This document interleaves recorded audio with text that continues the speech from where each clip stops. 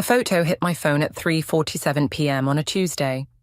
I remember because I was stirring honey into my tea, watching the amber liquid swirl, when everything I knew about my life dissolved like sugar in hot water. It wasn't even meant for me. Someone from Sarah's contact list must have forwarded it, probably thinking they were doing the right thing. There she was, sprawled across my Egyptian cotton sheets, the ones with the delicate blue pattern I'd spent weeks choosing. Wearing my silk robe, the one Ray gave me for our anniversary. My hand shook so badly I dropped my spoon. It clattered against the kitchen counter, spattering tea across the marble. The same marble Ray and I had argued about during our renovation. He'd insisted on the expensive Italian slabs. Now I wondered if he'd been trying to buy his way out of guilt even then. I zoomed in on the photo, though every pixel felt like a needle in my chest. Sarah's red lipstick was smeared slightly, the same shade she'd borrowed from my makeup bag last month. "This is the perfect red for me," she'd gushed. "Where did you find it?" Now I knew why she wanted to match my color palette. The worst part wasn't even the intimacy of the pose or the violation of my space. It was her smile. That satisfied, secret smile I'd seen 1,000 times across coffee cups and wine glasses. My best friend's smile. Only now it wasn't meant for me. "Allison?" Ray's voice from the hallway made me jump. I could hear his keys hitting the bowl by the door, the routine sound of my husband coming home early from work, coming home to me. I locked my phone, but my fingers left sweaty smudges on the screen. "In the kitchen," I called back, amazed at how steady my voice sounded, like I hadn't just discovered my world was built on quicksand. He appeared in the doorway, jacket slung over his shoulder, tie already loosened, handsome as ever with his architect's glasses and carefully messy hair. How many times had Sarah watched him walk through that same door? "You're home early," I said, the words tasting like acid. "Client meeting cancelled." He smiled, that easy, charming smile that had first made me fall for him. Now I wondered if he'd practiced it in mirrors. "Thought we could grab an early dinner? Maybe that new Thai place?" I looked down at my tea, now growing cold. A few hours ago, I would have loved an impromptu dinner date. Now, all I could think about was Sarah's lipstick on my sheets, her perfume probably still lingering in my bedroom air. "Actually," I said, picking up my phone, "I think we need to talk about this." I turned the screen toward him, watching his face carefully. The change was subtle, a slight tightening around his eyes, a barely perceptible step backward, but after 12 years of marriage, I could read him like a blueprint. "Allie, I can explain," he started, using my pet name like a shield. "Don't." The word came out sharp enough to cut glass. "Don't you dare Allie me right now." He set his jacket down slowly, like he was trying not to startle a wild animal. "It's not what you think." "Really?" I laughed, and the sound scared even me. "Because I think my husband has been fucking my best friend in our bed. Please, Ray, tell me how that's not what I think." His face did something complicated, guilt and defiance wrestling for control. "It just happened. We never meant—" "How long?" When he hesitated, I slammed my hand on the counter. Tea sloshed over the rim of my cup. "How? Long?" "6 months, he whispered. 6 months. Half a year of lunches with Sarah where she'd listened to me talk about my marriage. Half a year of dinner parties where they'd sat across from each other at our table, passing the salt with secret smiles. Half a year of me living in a reality that didn't exist. I pulled out my phone again, fingers moving before my brain could catch up. I opened my messages to Sarah, seeing our last exchange about meeting for coffee tomorrow. My thumbs hovered over the keyboard. "What are you doing?" Ray asked, tension threading through his voice. I looked up at him, at this stranger wearing my husband's face. "Setting up a meeting," I said calmly. "Sarah and I are overdue for a chat, don't you think?" "Allison, wait." But I was already typing. "Can we move coffee earlier? There's something important I need to discuss." I hit send before he could stop me. 3 dots appeared immediately. Sarah was typing back, probably from my bed, probably wearing my robe, probably thinking she still had the upper hand, She had no idea what was coming. The cafe where Sarah and I first met looks different now. Smaller somehow.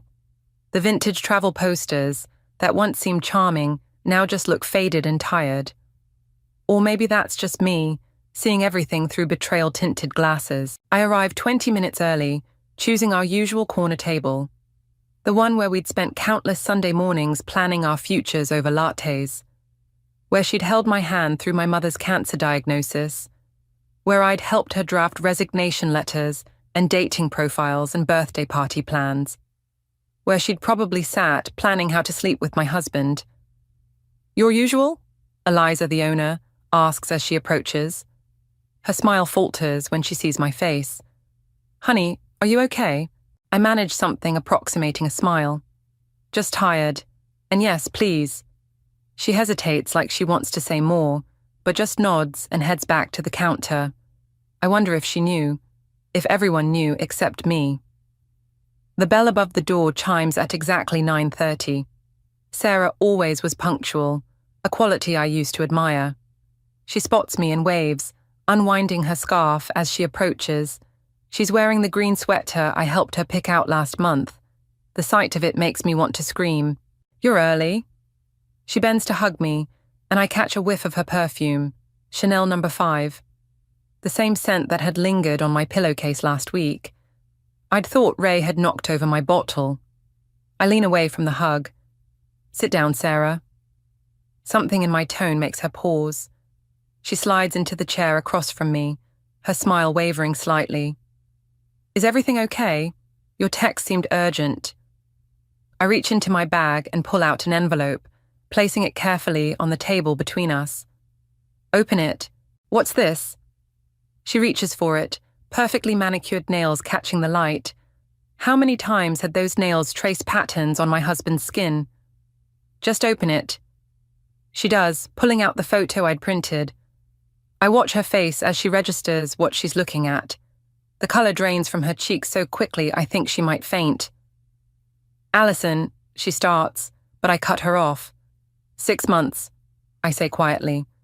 "That's what Ray told me. Is that true?" She sets the photo down with trembling hands. "I can explain." "Explain what? How you fucked my husband in my bed?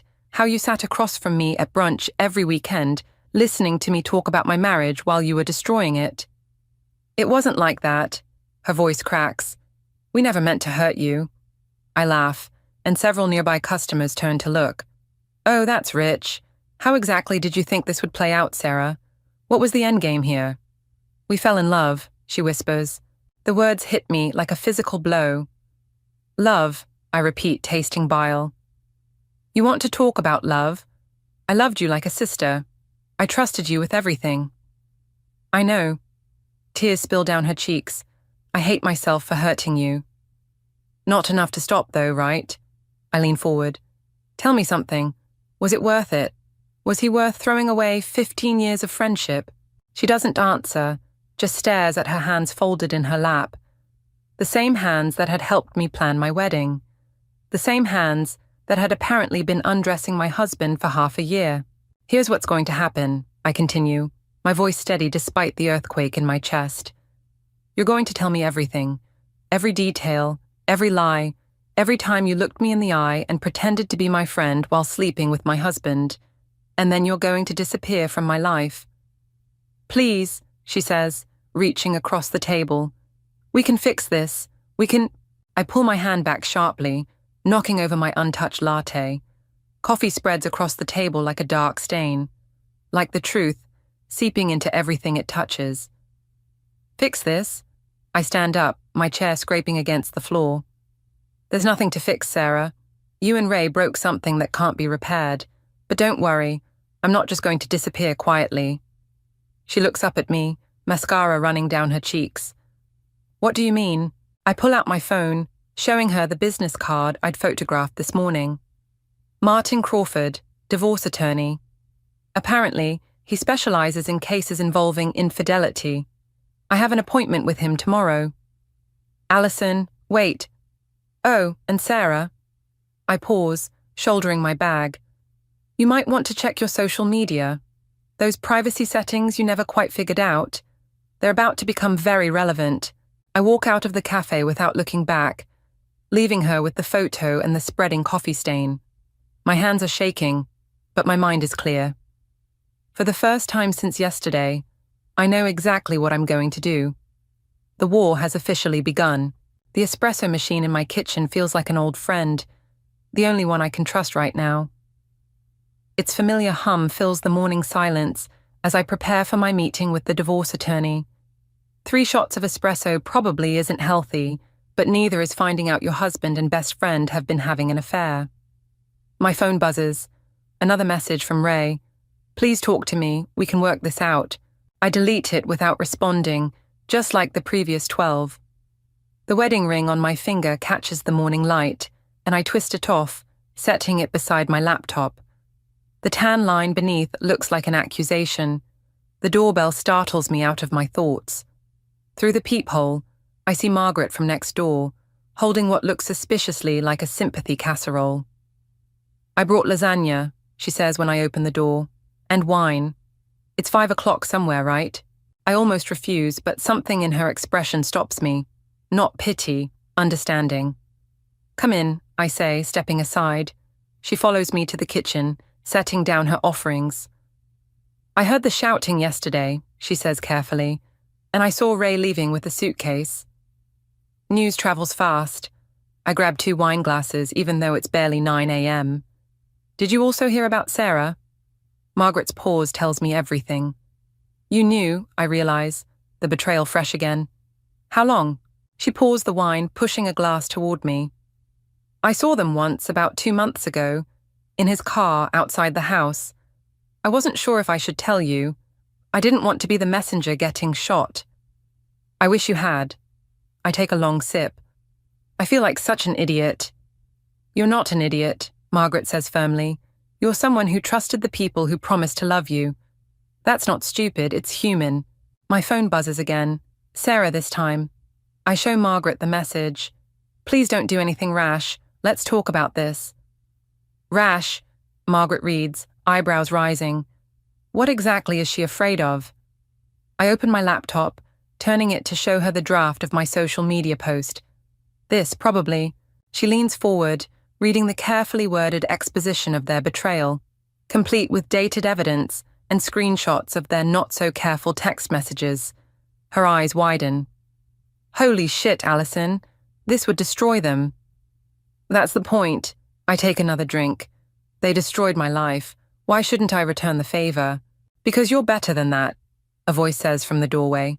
I turn to find my sister Lucia standing there, still in her hospital scrubs.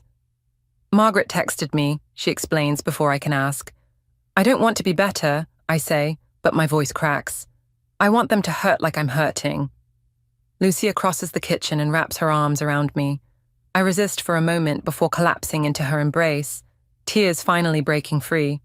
I know, she whispers, but this isn't you. Then who am I? I pull back, wiping my eyes. Because I don't recognize myself anymore. The old Allison trusted people. The old Allison believed in love and friendship and happily ever after. Look where that got her. The old Allison also knew the difference between justice and revenge, Lucia says quietly. Before I can respond, my phone rings. The attorney's office. I answer, listening as his secretary confirms our appointment. When I hang up, both women are watching me expectantly. I'm meeting him at 11, I tell them. And I'm going through with the social media post. They don't get to hide what they did. At least sleep on it, Margaret suggests. The post will still be there tomorrow. I'm about to argue when my laptop pings with a new email. From someone named August Stanley, subject line, your husband's affair. The message is brief. Saw your draft post in Sarah's messages. She's been screenshot sharing with friends. I run a relationship advice blog with 500k followers. If you're planning to go public, let's talk strategy. This story deserves to be told right. My heart races as I read it aloud to Lucia and Margaret. See, I say, the universe is giving me a sign. The universe is giving you a stranger on the internet who wants to exploit your pain for clicks, Lucia counters, but I'm already typing a response to August. Because here's what my sister doesn't understand. When your life becomes a tragedy, sometimes the only way forward is to take control of the narrative. I'm doing this, I tell them both. But I'll wait until after meeting with the attorney. I want to do this smart, not just angry. Lucia sighs but nods. Okay, but I'm coming with you to the attorney. And we're eating this lasagna first. No one should face a divorce lawyer on an empty stomach. As they busy themselves with plates and forks, I stare at August's email. Maybe Lucia's right about him wanting to exploit my story. But right now, I'll take an exploitative ally over a treacherous friend. Besides, Sarah always did hate bad publicity. The glow of my laptop screen feels accusatory at 4 a.m. I've been up all night, crafting the perfect social media campaign with August's help. My eyes burn, but sleep feels like surrender right now. Besides, my bed still smells like betrayal. The key is timing. August's latest message reads, "We need to coordinate across platforms for maximum impact. But are you sure you're ready for the backlash?" I take another sip of cold coffee, grimacing at the bitter taste. Am I ready? The meeting with the divorce attorney yesterday left me feeling both empowered and exhausted. "Your case is strong," he'd said, "but social media exposure could complicate things." My phone lights up. Ray again. This time it's different though. Not a plea, but a threat. "If you go public with this, you'll regret it. There are things you don't know." My hands shake as I screenshot the message and send it to August. His response is immediate. "This changes things. He's scared. What doesn't he want you to know?" Before I can respond, my laptop pings with a notification. Someone's commenting on my professional photography page. The business I built while Ray was apparently building a different kind of partnership. "Homewrecker," the comment reads. "You drove them together with your obsession with work. Sarah told us everything." My stomach lurches. I click through to find dozens of similar comments, all from accounts I don't recognize. They're attacking my work, my character, my marriage. Sarah's friends, I realize. She started her own campaign. "You seeing this?" August messages. "They're trying to control the narrative. Classic gaslighting technique." I start typing a response when my doorbell rings. My heart jumps. It's not even dawn yet. Through the peephole, I see Margaret in her robe, looking worried. "Your lights were on," she says when I open the door. "I saw you pacing from my window. Have you slept at all?" I let her in, leading her to my command center of laptops and coffee cups. "I can't sleep. They're already attacking me, Margaret. Look at this." She reads through the comments, her frown deepening. "This is awful. But Alison, it's 4 a.m. You need rest. What I need is to fight back." I show her the draft of my post, carefully worded, devastating in its detail. "August says we should launch it today." "August," she repeats, "the stranger from the internet who suddenly wants to help you destroy your ex-best friend. Don't you think that's convenient?" "What do you mean?" She sits down, choosing her words carefully. "Have you Googled him, checked his background? Because I did." My hands freeze over the keyboard. "What did you find?" "He's not just a relationship blogger. He's known for manufacturing social media scandals. He profits from other people's pain, Alison." The room seems to tilt slightly. I pull up his blog, really looking at it for the first time. The story's there. Affairs, betrayals, revenge. They all follow a pattern. Maximum drama, minimum healing. But he's helping me expose the truth, I argue, even as doubt creeps in. Is he? Or is he helping you become the villain in your own story? Margaret picks up Ray's threatening text. "Maybe instead of planning revenge, you should be asking what he's hiding." As if on cue, my phone buzzes with a message from Lucia.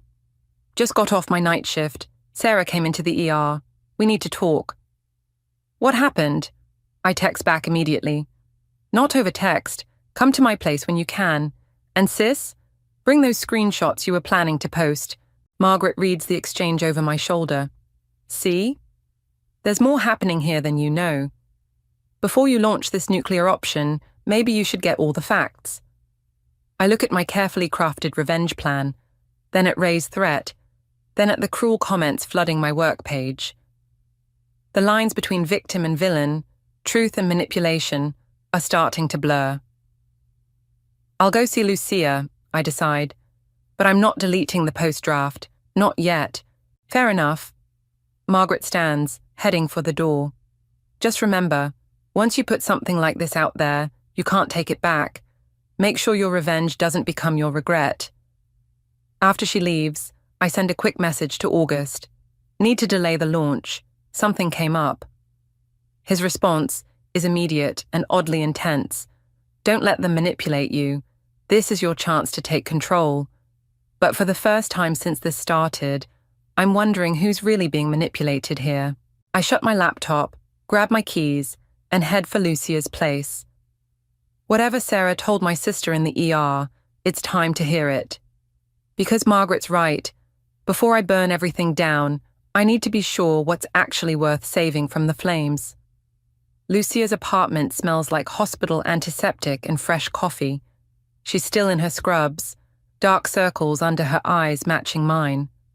The morning sun streams through her kitchen window, making everything feel too bright, too exposed. Sarah had a panic attack, Lucia says, pushing a mug toward me. A bad one. She couldn't breathe, thought she was having a heart attack. Good, I say automatically, but the word feels hollow. She was asking for you, Lucia continues. Between gasps, she kept saying she had to tell you something, that she had to explain. I wrap my hands around the warm mug, anchoring myself. I don't want her explanations. Maybe you need them. Lucia pulls out her phone. She gave me this to show you. Said it explains everything. It's a video. Sarah's hands are shaking as she holds up a piece of paper. A medical report. The timestamp shows it's from 7 months ago, 1 month before the affair started. What am I looking at? Just watch. The Sarah in the video looks different from the polished woman I'd confronted in the cafe. Her face is bare, eyes red. Allison, she starts, then stops, swallowing hard. I found out Ray was sterile. He knew. He'd known for years. But he let you blame yourself for not getting pregnant. Let you go through all those treatments. My coffee sloshes as my hands begin to shake. Those 2 years of fertility treatments. The disappointment every month. Ray holding me as I cried, saying we'd keep trying.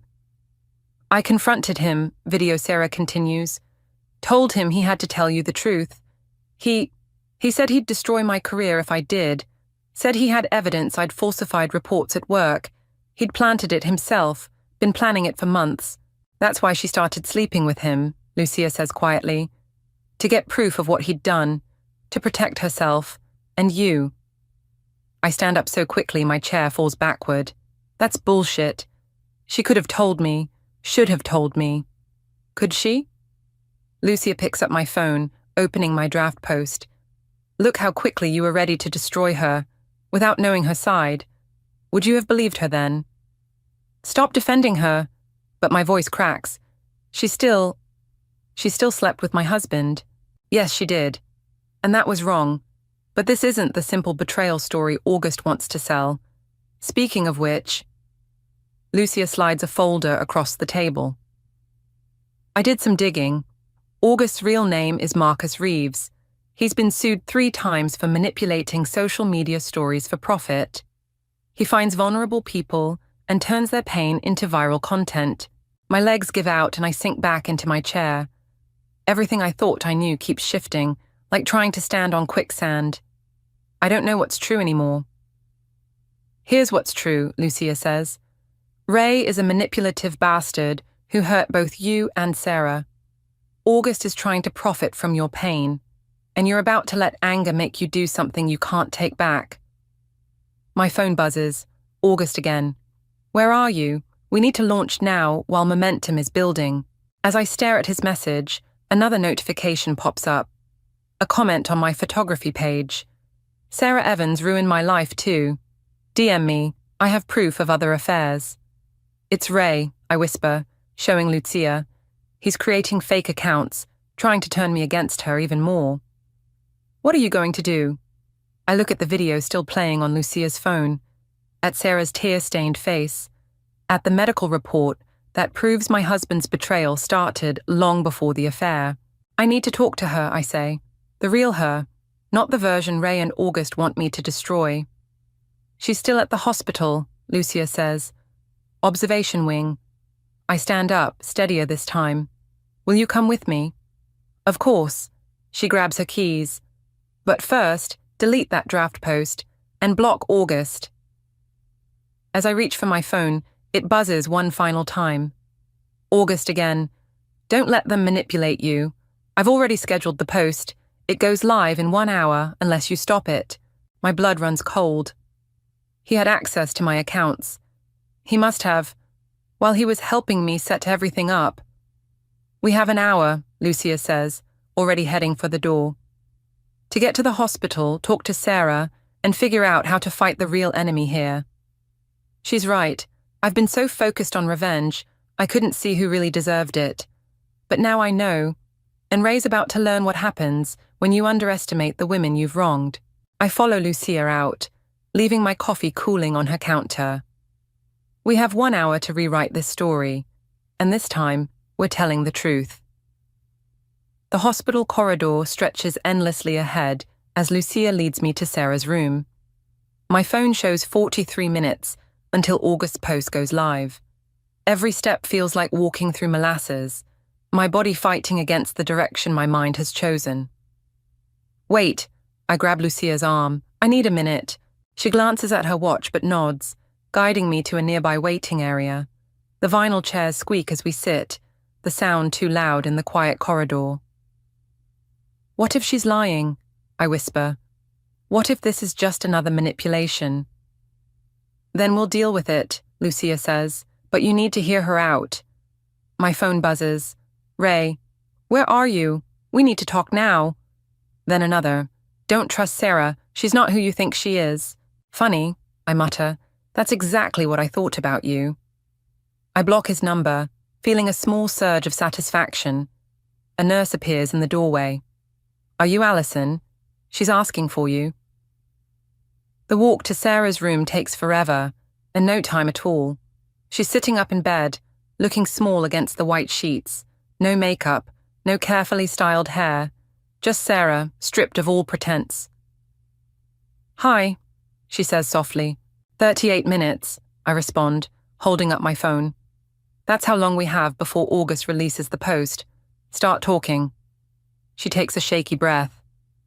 I found the fertility report by accident. Ray had left his email open on my laptop after a work meeting. When I confronted him, she trails off, hands twisting in the hospital blanket. He threatened you, I finish. Not just me. He had dirt on everyone. My brother's DUI, my mom's tax problems. He'd been collecting leverage for years, like he knew someday he'd need it. My stomach churns. So you slept with him? I needed proof of who he really was. I thought if I could get close enough, I could protect everyone. Protect you. Her voice breaks. I was wrong. So wrong. All I did was hurt you worse. Before I can respond, my phone pings with an email. From August to both Sarah and me. Great story coming together. The betrayed wife, the scheming friend. Ray's going to love watching you two destroy each other. Sarah's face goes pale. Ray's working with August. What? She grabs her own phone, hands shaking as she pulls up messages. Look, Ray introduced me to August months ago, said he was a PR consultant who could help manage the fallout when everything came out. I stare at the messages, my world tilting again. He planned this, all of it. He wanted us to turn on each other. While he came out looking like the victim caught between two crazy women, Sarah finishes. 25 minutes left. I start pacing, mind racing. Even if we stop August's post, Ray has everything he needs to ruin both of us. He's been playing us from the start. Not everything, a voice says from the doorway. Eliza from the cafe stands there, holding a laptop. Sorry, Lucia texted me. I think I have something you need to see. She opens the laptop, pulling up security footage from the cafe. Ray used to meet his other girlfriends at my place. Before both of you. I've been saving the footage, waiting for someone to finally catch on. Other girlfriends. Plural. The room spins slightly. 15 minutes, Lucia warns. I look at Sarah, really look at her. Past the betrayal and pain to the friend who held me through my mother's death, who apparently tried, in her own misguided way, to protect me. We've been fighting the wrong battle, I say slowly. Ray wanted us to destroy each other so we'd never compare notes, never put the whole picture together. Sarah sits up straighter. So let's give him exactly what he doesn't want. I grab my phone, fingers flying over the keys as I message August. Change of plans, new story coming your way, the real story. His response is immediate. No changes, we had a deal. Check your email, I type back. You're about to get something much better than a catfight between betrayed friends. I look at the women around me, my sister, my neighbor, my former best friend turned something complicated. Ready to tell the truth, Sarah reaches for her phone. Ready to finally fight the right enemy. 10 minutes until August's post goes live. But we have a different story to tell now. One about a master manipulator who didn't count on his victims comparing notes. One about women choosing truth over revenge. Ray's about to learn what happens when the pawns in his game start working together. I hit send on our first message to August, feeling the ground shift under my feet again. But this time, I'm not sinking. I'm standing firm, with allies at my side. The real war is just beginning. The cafe feels different at midnight. Eliza's kept it open late just for us, the usual warm bustle replaced by a tense quiet. My laptop screen glows in the dimness as we wait. Sarah sits beside me, not across from me this time. Lucia and Margaret flank us like guards. He'll come, Eliza says, setting fresh coffee in front of us. Men like Ray can't resist trying to control the narrative. As if on cue, my phone lights up. Ray. We need to talk. The cafe. Now. Already here, I type back. Bring August. Sarah's hands shake as she pulls up the document we've spent hours crafting. 6 women's stories, including ours. All manipulated, all threatened, all connected by Ray and August's elaborate scheme to create viral content from manufactured drama. Are we sure about this? Sarah whispers. Before I can answer, the bell above the door chimes. Ray walks in first, August close behind. They both stop short when they see our assembled group. What is this? Ray demands, his architect's glasses catching the low light. This, I say, standing, is what happens when women talk to each other. August steps forward, smooth as ever. Ladies, I think there's been a misunderstanding. Save it. Eliza turns her laptop around, showing the cafe footage. I have 3 years of your misunderstandings right here. Ray's face does something complicated, fear wrestling with anger. Whatever you think you know, we know everything, Sarah cuts in. Every threat, every manipulation, every woman you've used to create your little social media dramas. And we have proof, I add, pulling up our document. Want to see what happens when your victims compare notes? August moves toward Ray, muttering something urgent, but Ray waves him off. Allison, he says, using his reasonable voice, the one that used to make me doubt myself. You're upset, I understand, but think about what you're doing. I am thinking. I stand straighter.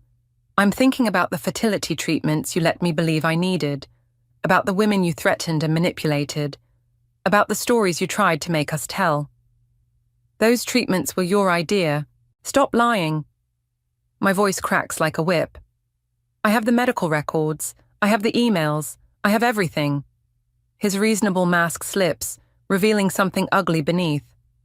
You think anyone will believe you? It's your word against mine. Actually, Lucia says, it's your word against 6 women's documented evidence. 7, counting Eliza's footage. And counting, Margaret adds, holding up her phone. Your ex from Seattle just confirmed she's willing to go on record. August steps forward again, businessmen smile in place. Perhaps we can reach an arrangement. The only arrangement, I cut in, is this. We're publishing everything. Not your twisted version, not your manipulated drama. The real story. About how you find vulnerable women, manipulate them into conflict, then profit from their pain. You can't, Ray starts. We already have. Sarah turns her laptop around, showing the post we've just published. Check your notifications. Both men grab their phones. I watch their faces as they read, as they see the comments already flowing in. Women sharing similar stories. More victims coming forward. Ray's mask cracks completely. He lunges for Sarah's laptop, but Margaret and Lucia step between us. Don't, Margaret says quietly. You've already lost. This will ruin me, Ray snarls. Like you tried to ruin us? I step closer, looking into the eyes of the man I once loved. The difference is, we're telling the truth. August backs toward the door. Ray, we need to... You're not going anywhere, Eliza says, just as blue lights flash outside. The police would like to discuss those financial records we found. The ones showing how you two split the profits from your little schemes. Ray's face goes pale. Allison, please. We can work this out. We can start over. No, I say softly. We can't. Because I finally see you clearly. And I'm not the only one. The police enter quietly, professionally. As they lead Ray and August out, I watch through the cafe window. The man I married disappears into a patrol car, taking with him the last remnants of the life I thought I had. Sarah touches my arm gently. Are you okay? I look at her, really look at her. At the friend who made terrible choices trying to protect people. At the woman who helped me expose the truth. I will be, I say. We both will. Lucia brings us fresh coffee as we watch the police cars drive away. The night feels cleaner somehow, lighter. On our laptops, the comments keep flowing. More women speaking up. More truth breaking free. What now? Sarah asks quietly. I take a sip of coffee, tasting possibility instead of betrayal. Now we tell our story. The real one. Together. The cafe's warmth wraps around us like a shield as we begin to write. Dawn breaks over the cafe as I finish typing the last line of our story. My fingers hover over the keyboard, hesitating before the final period. Around me, empty coffee cups and half-eaten pastries tell the story of our all-night writing session. It's good, Sarah says softly, reading over my shoulder. Really good. It's true, I correct her. That's what makes it powerful. Lucia stirs from where she's been dozing in the corner booth. Did you get to the part about Ray's other wives? My hands freeze. His what? Margaret pulls out her phone, showing me an email that arrived during our writing marathon. 3 of them, all before you, all with similar stories about fertility treatments and gaslighting. The revelation should hurt more than it does. Instead, I feel an odd sense of relief, the last puzzle piece clicking into place. Add it, I tell Sarah. They deserve to be part of this too. As she types, I walk to the cafe window. The morning light paints the street in shades of possibility. Through the glass, I see my reflection. Tired eyes, messy hair, and underneath it all, something new, something stronger. Allison? Eliza appears with fresh coffee. There's someone here to see you. I turn to find a woman standing in the doorway. Middle-aged, elegant, with Ray's same architect glasses. His mother. Patricia, I say, my throat tight. I didn't expect. I read your post, she cuts in, walking toward me. The one about Ray. About everything. She stops, hands clasped tightly together. I need you to know. I believe you. All of you. The cafe goes silent. Even Sarah stops typing. He learned it from his father, Patricia continues. The manipulation, the careful collecting of secrets. I spent 20 years thinking I was crazy before I finally got out. She takes a shaky breath. I should have warned you. Should have said something at the wedding, but I was still too afraid. You're not afraid now, I observe. No. She straightens her shoulders. And neither are you. That's why I'm here, to add my story to yours if you'll have it. I look at Sarah, at Lucia, at Margaret, at the women who helped me find my voice again. Pull up a chair, I tell Patricia.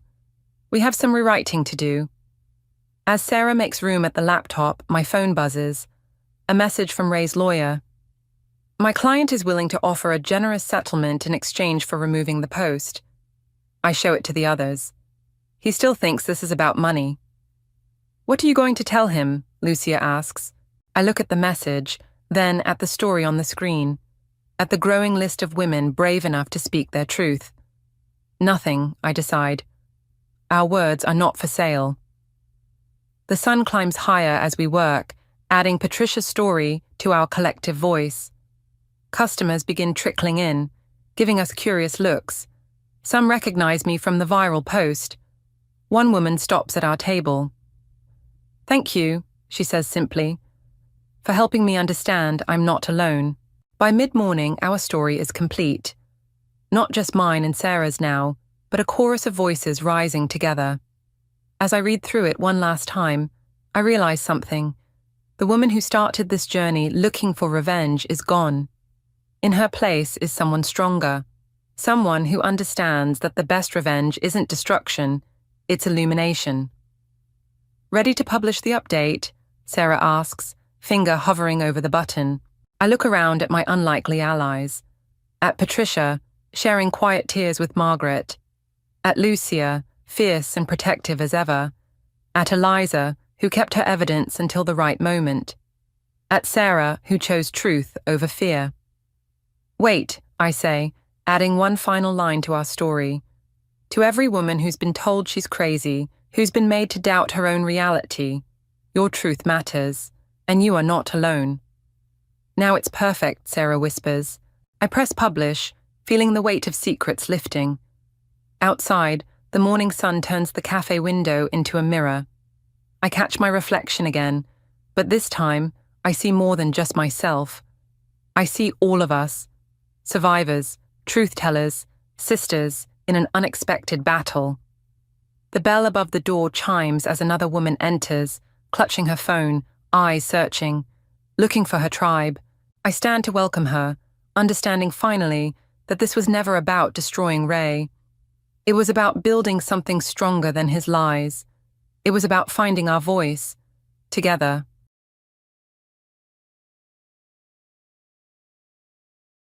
Hi there, I'm Marcy. On my wedding day, right in front of friends, cameras, and champagne toasts, my parents handed me a frame that read, "To our biggest disappointment." They called it a joke, laughed like it was clever, but that was just the beginning. They'd already stolen my ideas, used my money behind my back, and twisted my silence into a weapon. And I let it happen. For years. Why? Because I thought love meant staying quiet. There's something eerie about Southern silence. It stretches long, like the moss-covered oaks hanging low over the grounds of Willow Creek Manor. Beautiful, deliberate, and hiding more than it shows. That's exactly how the day felt. My wedding day. Savannah in late spring is the kind of picturesque people book photographers for, but that day felt like something else, like a stage set too perfectly. The sky was gold, the strings played soft, and I smiled until my jaw ached. Everyone assumed I was the kind of bride who'd cry tears of joy at the altar. Instead, I was just trying to keep my hands from trembling. Jonas looked at me like I was magic. That part was real. He held my hand through the entire ceremony like it tethered him to this world. If I had any doubt left about saying yes, he erased it with one look when the officiant asked if I was ready to begin again. And yet, deep inside me, there was a knot that hadn't loosened in years. It was tied to something no wedding could fix. My family. I should have known better than to expect anything different. I'd convinced myself maybe, just maybe, they'd show up for me like I'd shown up for them all these years. But hope has a way of making a fool out of people like me. My mother, Avis, made her entrance fashionably late, dressed in taupe shimmer that caught the light and demanded attention, her signature move.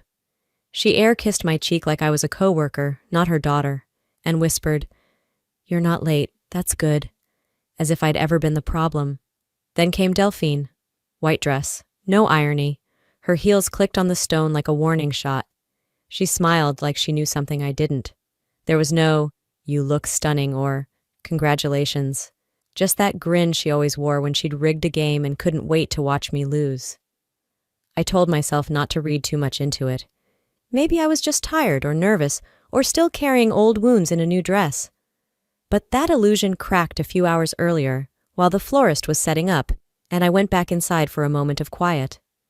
Passing the kitchen hallway, I heard her voice, clear as glass. "Wait till she sees it. She'll either cry or combust." My mother's chuckle followed. "It's just cheeky. She'll survive." I froze. I wanted to confront them, to scream, "What did you do?" But instead, I did what I'd always done. I swallowed it, smiled when the planner asked if I wanted to see the cake table again, said no, returned to the mirror and touched up my blush. Survival mode, my oldest skill. Hours later, the ceremony wrapped, toasts were made, everyone clapped a little too loudly. I watched Delphine scroll on her phone through most of it. She raised her glass during Jonas's speech but didn't say a word during mine. And then, as the reception moved into the courtyard, came the moment I'll never forget. It was Delphine, of course, who handed the gift to the MC. A neatly wrapped box with cream paper and gold trim. The card read, "From Mom and Delphine." Cute!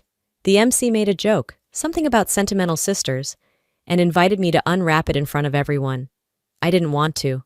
Every cell in my body said don't, but too many eyes were on me. I smiled, peeled back the paper, and opened the box. It was a wooden frame. Thick, heavy, the kind people hang in hallways or above mantels, and engraved across the top in polished brass letters, "To our biggest disappointment, finally settling." I stared. The words didn't compute at first. My breath caught in my throat. For a second, I thought maybe I'd misread it. A prank, something from another table. But no. Delphine was filming me. Her phone tilted at an angle she'd practiced. "It's just a joke," she called out, her voice bright like confetti. A few guests laughed, nervously. Jonas stood still, shoulders tight, eyes locked on the frame. My father looked at his plate. My mother smiled like it was some edgy Hallmark moment. I didn't say a word. I placed the frame gently on the dessert table, right beside the lemon tarts my mother insisted we include because they're classic. Then I turned back to the crowd and said, "Thank you. That's it. No scene, no tears, just a thank you with a smile so calm it made Delphine lower her phone. But inside me, something flipped. I wasn't hurt. I was done. People like them don't use knives. They use moments, public ones they can later rewrite as jokes. They laugh while you bleed and then ask why you're being dramatic. They didn't know I'd heard them earlier.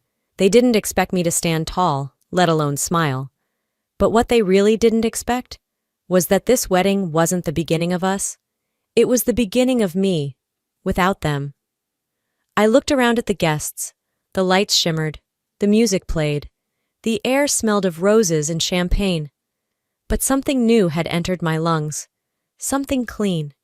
It was the scent of truth. I whispered to myself just under my breath, "You don't get to do this again." They thought this was a cute way to remind me where I stood. What they didn't realize was, it marked the last time I'd stand quietly.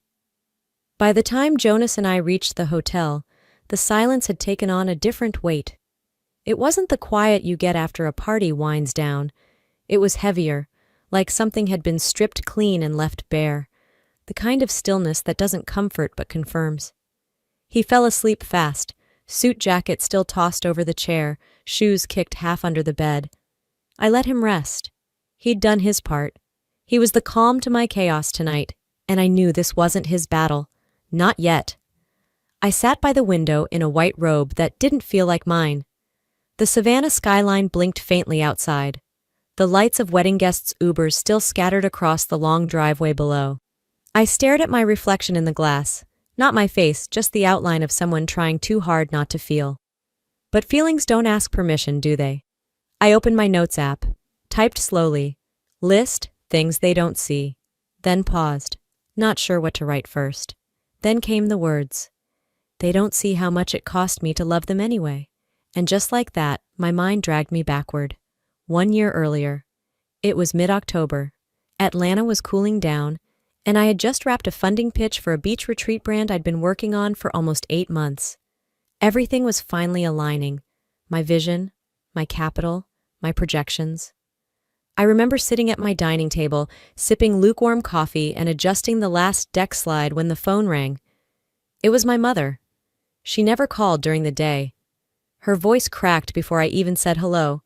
She talked about overdue property taxes, refinancing gone sideways, and how they might lose the lake place if something didn't change. I could hear her pacing. Her breath was shallow. She said she didn't want to ask, but she had no one else. And I didn't hesitate. Of course I didn't. I told her I'd transfer 40 grand that afternoon. She gasped, "Oh, baby, you don't have to." But we both knew she expected I would. That was the role I played. I also sent her the PDF proposal, titled Coastal Reset. It was clean, light, filled with natural tones and glass accents, a space designed for creative restoration. I had poured myself into it.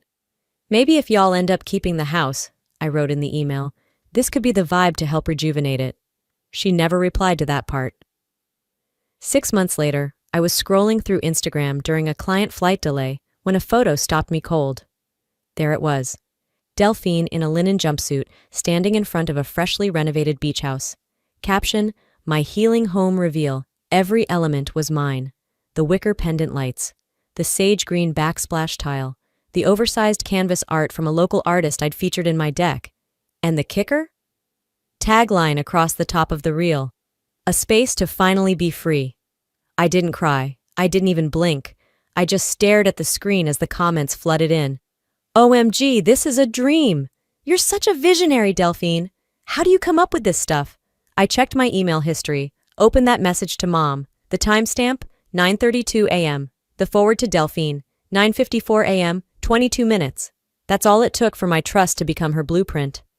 I locked my phone, took 3 slow breaths, told myself I must be overthinking. Surely they didn't mean it like that.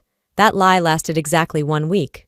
Irina, my cousin on my dad's side, the one who never showed up to drama but always saw everything, texted me a screenshot late one evening.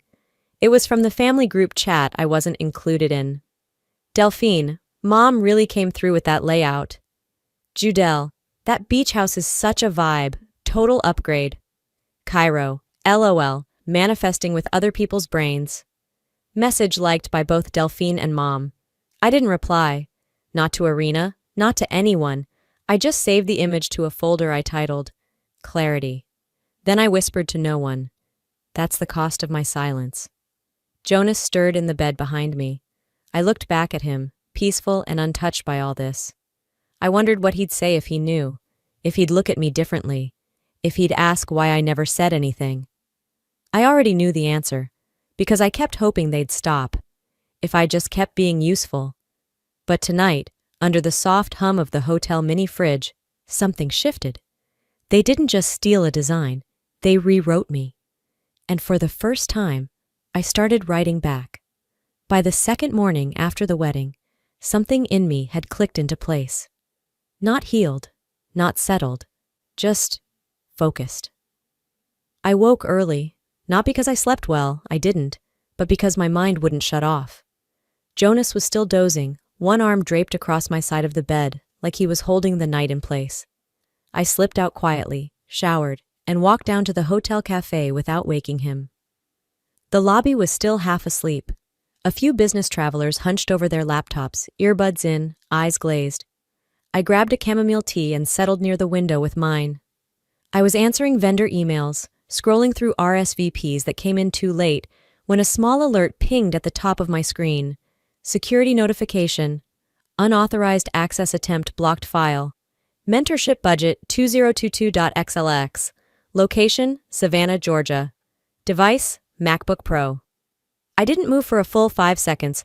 That file wasn't public. It wasn't something I'd ever shared on social media or posted. I had only ever sent it to one person, my mother. The blood in my arms went cool, not cold. Just measured. Like my body knew exactly what this was before my brain caught up. I pulled out my phone and texted Noah. Me. Are you up? I just got a security flag on the mentorship folder. Noah. Yep. On it. I didn't need to explain. She knew which file I meant. She also knew the importance of it. That spreadsheet contained projected distribution plans for the mentorship fund I'd quietly been developing for over a year. Targeted support for women in tech with no family support systems. Confidential donor info. Expansion roadmaps. Financial commitments. 10 minutes later, my phone buzzed. Noah calling. Yeah? I said, already knowing it wasn't good. It came from a device labeled Avis MacBook Pro, she said. Same IP that pinged you before on that other shared folder 2 months ago. I closed my eyes. But it wasn't her login, was it? Nope, it was Lowell's. He didn't guess the password. He used a direct link, one that had already been authenticated. So she forwarded it to him, I murmured. There was a pause. Then Noah said what we both knew. This wasn't a breach, this was a handoff. I exhaled through my nose, slow and tight. Log everything. Already did. Want me to restrict future logins from all known Harper devices? Yes, lock it down, full restriction. I'll escalate from here. We ended the call, but the silence after felt like a vacuum, pulling every old memory into its center. I opened my sent mail, found the original email. It was dated 6 months ago. Subject line, thought you'd be proud of this. I had written, Hi Mom, just wanted to share what I've been working on. You always said I should do something that helps people. This mentorship fund is what I've built. Hope you're proud. Attached were the documents, the notes, and the private folder link. There was never a reply, not even a got it. And now, somehow, my younger brother Lowell, who once failed sophomore year for plagiarizing someone else's essay, had tried to open that exact file. I stared at the email thread for a long while. Then I opened a new folder on my desktop. Family, use, and tracking inside it, I created subfolders, forward logs, access records, legal prep, voice notes. I copied Noah's report into the appropriate folder.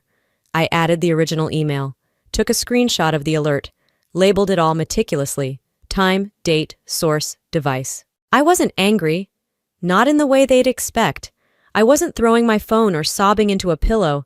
I was charting, documenting, preserving. If they saw me as a vault to extract from, I'd become a vault that tracks the extraction. They always used my silence as proof of agreement. But silence isn't agreement. It's often just delay. Jonas texted me as I was labeling the last file. Still sleeping, you okay? Want coffee upstairs? I replied, Give me 20. I'm finishing something. He didn't ask what. I loved that about him. He respected boundaries that my own family never even noticed existed. I sat back, letting the last of the tea go cold. It was never about just the money. It was the assumption behind it, the entitlement to anything I created, the quiet belief that because I was capable, I must also be available, and because I was calm, I must be complicit. I looked out the window, the morning light bleeding through the gauzy curtains. I wasn't looking for a fight, but I wasn't going to be a folder someone could just open anymore. 3 days after the wedding, I found myself seated at Delphine's patio table under a cream umbrella with tassels that matched the napkins. The air smelled like sugared citrus and curated effort. She was hosting brunch for what she called the inner circle, a mix of influencers, local creatives, and whoever she wanted to impress this week.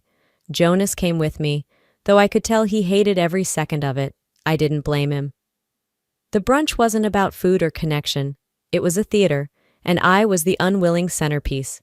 Peach mimosas sparkled in vintage coupes, soft jazz drifted from a Bluetooth speaker, and everyone looked like they were waiting for something to happen. Delphine wore a flowing ivory jumpsuit, again suspiciously bridal. She moved around the table like a host on a lifestyle network. When she finally made it to my side, she handed me a gift, wrapped perfectly, down to the satin ribbon. "This is just a little something," she said, her voice sing-song and loud enough for others to hear. "Thought it might help with all that pressure you've been under." My stomach dipped. I untied the ribbon carefully. Inside was a hardcover book, pristine. Emotional Regulation for Difficult Women. I blinked once, then twice. A few people chuckled. One woman said, "That's actually a great read. I saw it on Reese's list." Someone else murmured, "Bold choice," and bit into a croissant like it was none of their business, because to them, it wasn't. Delphine just smiled. Even Mom let out a light laugh. She's always been spirited. Maybe it'll give her some tools.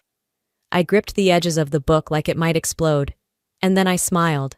The kind of smile that's quiet and tight. The kind people mistake for graciousness. But Jonas knew. He reached under the table and touched my knee once, firmly. "Thanks," I said. My voice didn't shake. How thoughtful. The table moved on. The attention drifted. But I stayed seated inside that moment like it was a glass room. I used to believe composure was strength. I thought if I didn't flinch, I won. But that day I realized something else. Composure is just silence that learned how to dress. I carried that book home like it weighed nothing, but it stayed in my lap the entire drive. That evening, while Jonas took a call on the balcony, I opened Instagram. I don't know why, maybe instinct, maybe bad timing, but right at the top of my story's queue was Irina. She'd sent a message with just one line. "This is probably nothing, but you should see this." It was a screenshot of Delphine's private story, posted months ago. A black background with white text that read, "Ever tried helping someone mid-nervous breakdown over a Canva deck? Fun times." Followed by a crying laughing emoji. Below it, a few comments. "Girl, why do you always attract drama? You always get dragged into chaos, lol." The post had been liked by two mutual friends, one of whom had messaged me the week prior saying, "Your strength is inspiring. I didn't cry. I didn't throw the phone. I didn't text Irina back. I just saved the screenshot and moved it into the same folder from earlier. Family use legal tracking. Subfolder, character evidence." Later that night, on our drive to a small rooftop dinner Jonas had arranged with some friends, I sat in silence. Not the kind that waits to be broken, but the kind that builds something inside. Jonas glanced over, one hand on the wheel, his voice soft. "You've been quiet since brunch." I nodded, then said, "Next time they try something like that, I won't hold back, not even a little."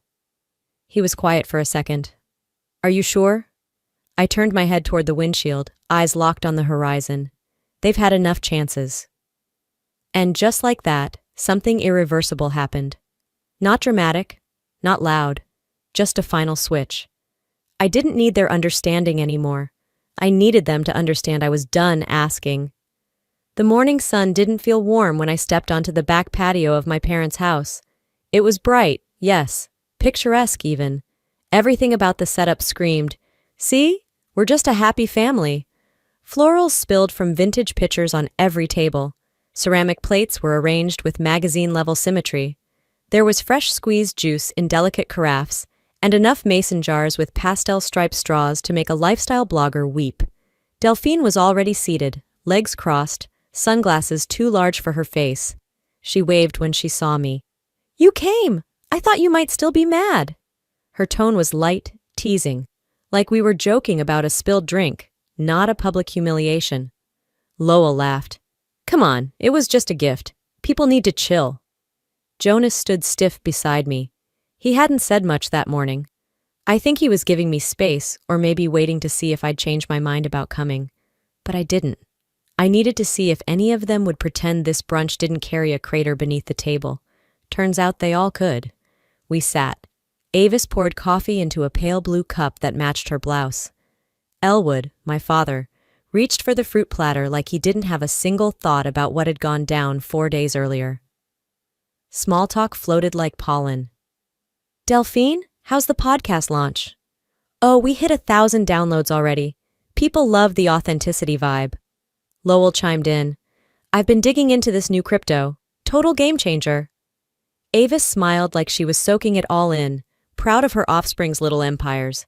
Not one word about the wedding, not the toast, not the frame, not even the fact that they gave a gift engraved with my shame. I glanced at Jonas. He was trying, he really was, to keep his mouth shut.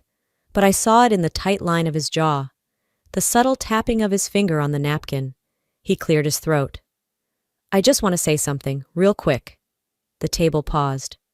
"What happened at the wedding," Jonas said evenly, "wasn't okay." No one looked at him. No one looked at me either.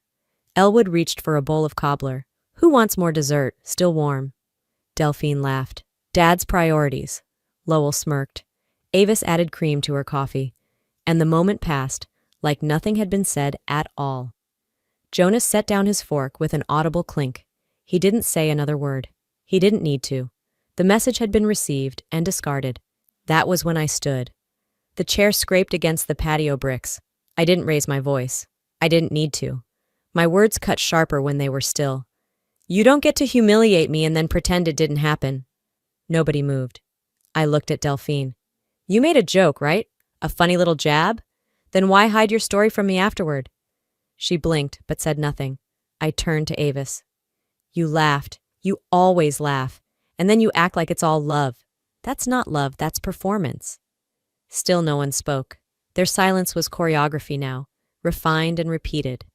I scanned each face at the table, then landed on my father. And you? I asked. You've been silent so long I forgot what your voice sounds like when it isn't repeating a menu item. Elwood looked up. This is not the place. That's the problem, I said. It never is.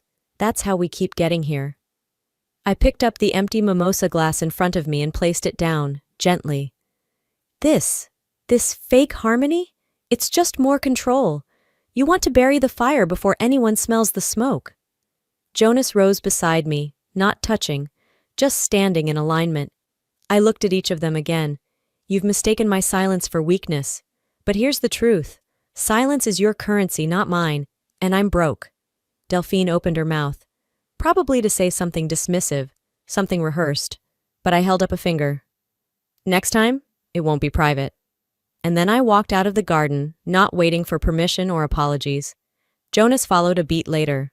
Behind me, I heard Elwood say, "Let her go. She'll cool off." They always said that. They never noticed I wasn't boiling anymore. I was done. The next evening, I was in my hotel room, the sky outside bruised with the last strokes of dusk. I'd kicked off my shoes, pulled my laptop onto my thighs, and was halfway through organizing the folder labeled Family Use Legal Tracking when my phone buzzed. A message from Kayla, an old college friend I hadn't spoken to in nearly a year. Hey, is this about you? No context, just a link. The thumbnail alone made my chest tighten. A podcast banner in soft beige tones with two hosts smiling like therapists who drank green juice for breakfast. The title? When Love Isn't Enough, Navigating Family with Narcissists. I clicked. There she was, Delphine, my sister. Her voice, all warmth and humility. You know, not every story has a clear villain. Sometimes people are just damaged, and they drag others into their chaos. The host murmured something about boundaries and empathy. Delphine continued, softer now.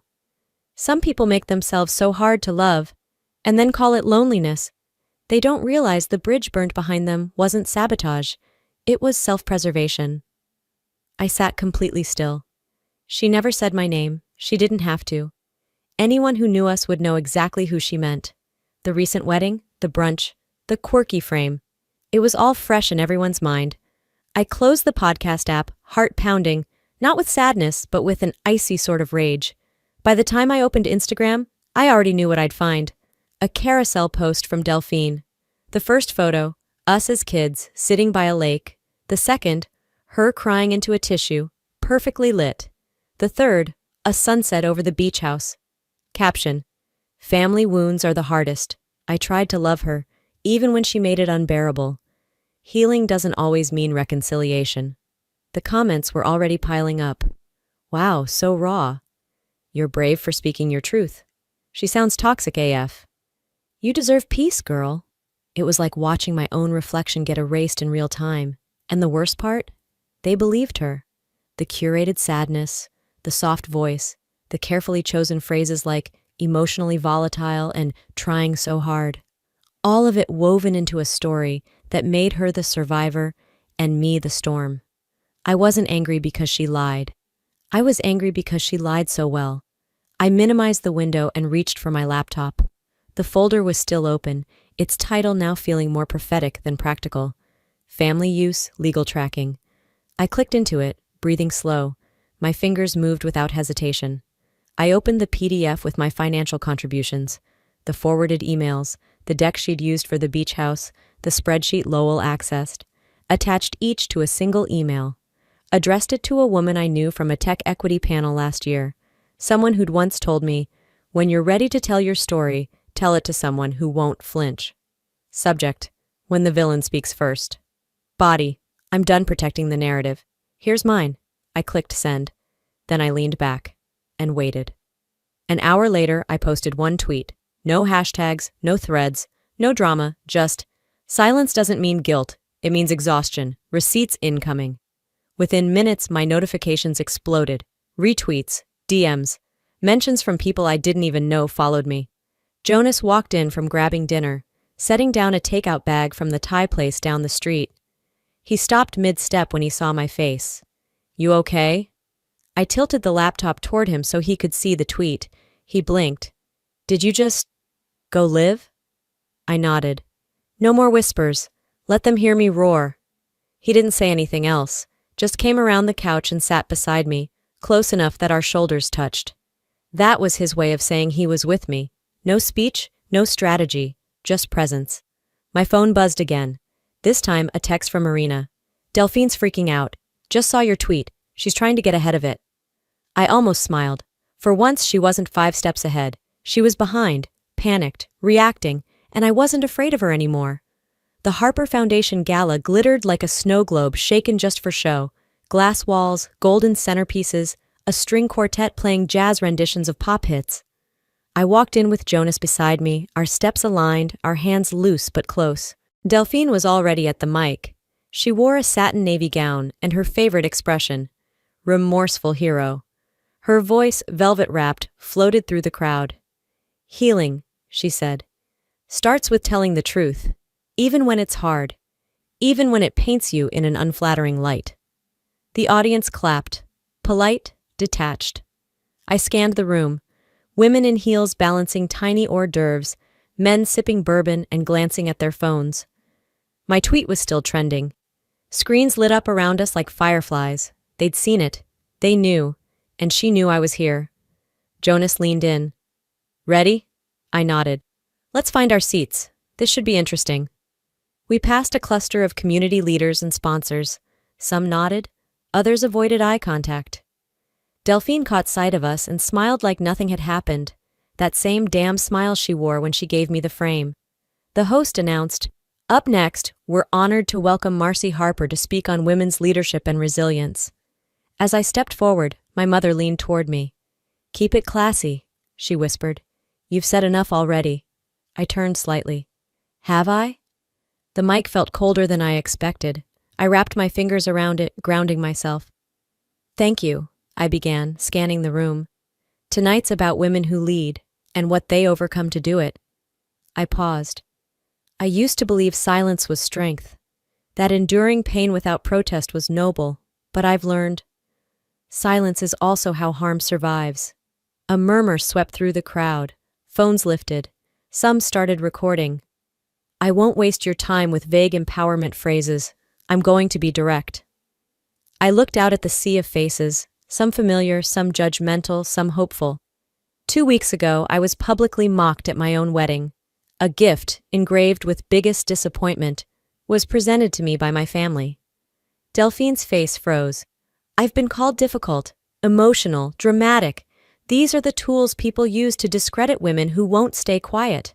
Someone in the back gasped audibly. "My sister recorded a podcast about a narcissistic sibling.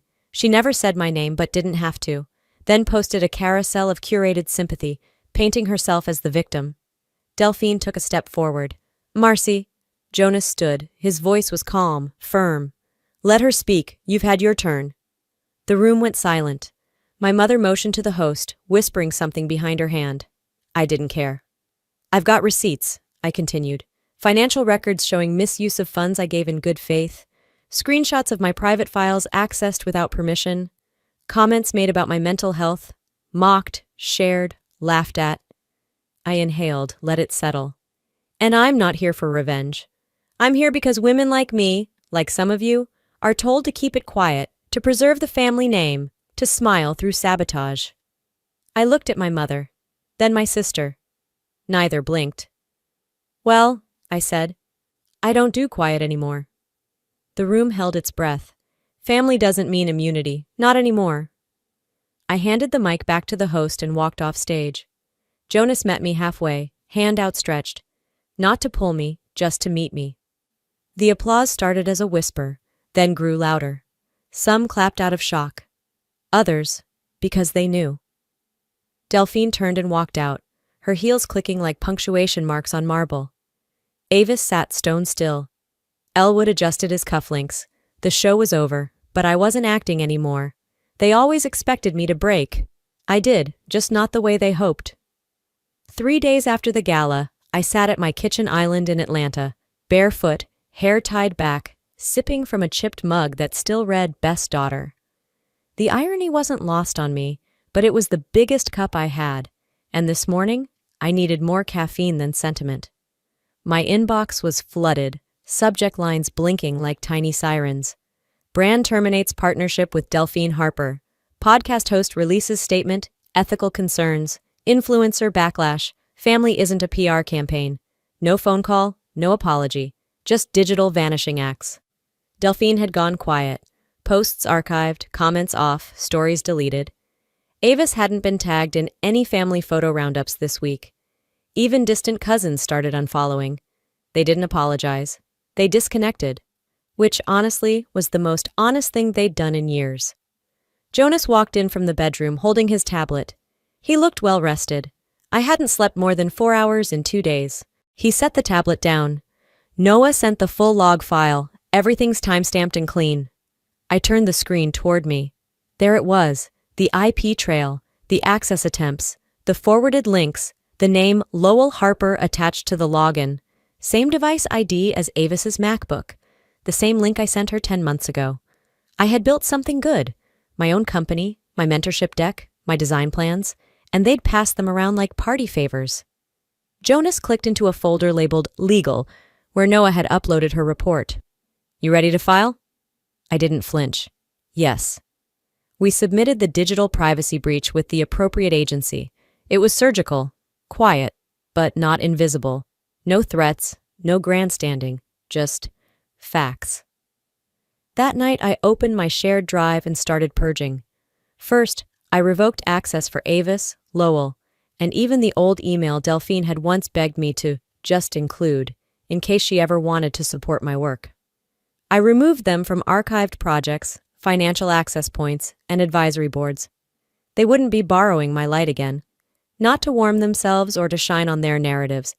I deleted the old Harper family share drive and replaced it with a clean version labeled Forward Only. Then I pulled up my company's leadership page and edited my bio. Removed any reference to Daughter of Local Philanthropists. That title had expired. Late into the night, while Jonas read beside me, I drafted a post. Not a takedown, a boundary. I titled it, This Isn't About Revenge, It's About Recovery. I uploaded redacted screenshots, blurred names, intact timelines. I wrote, Sometimes what looks like silence is really just survival. I didn't go public to punish anyone. I spoke up because protecting your dignity should never feel like betrayal.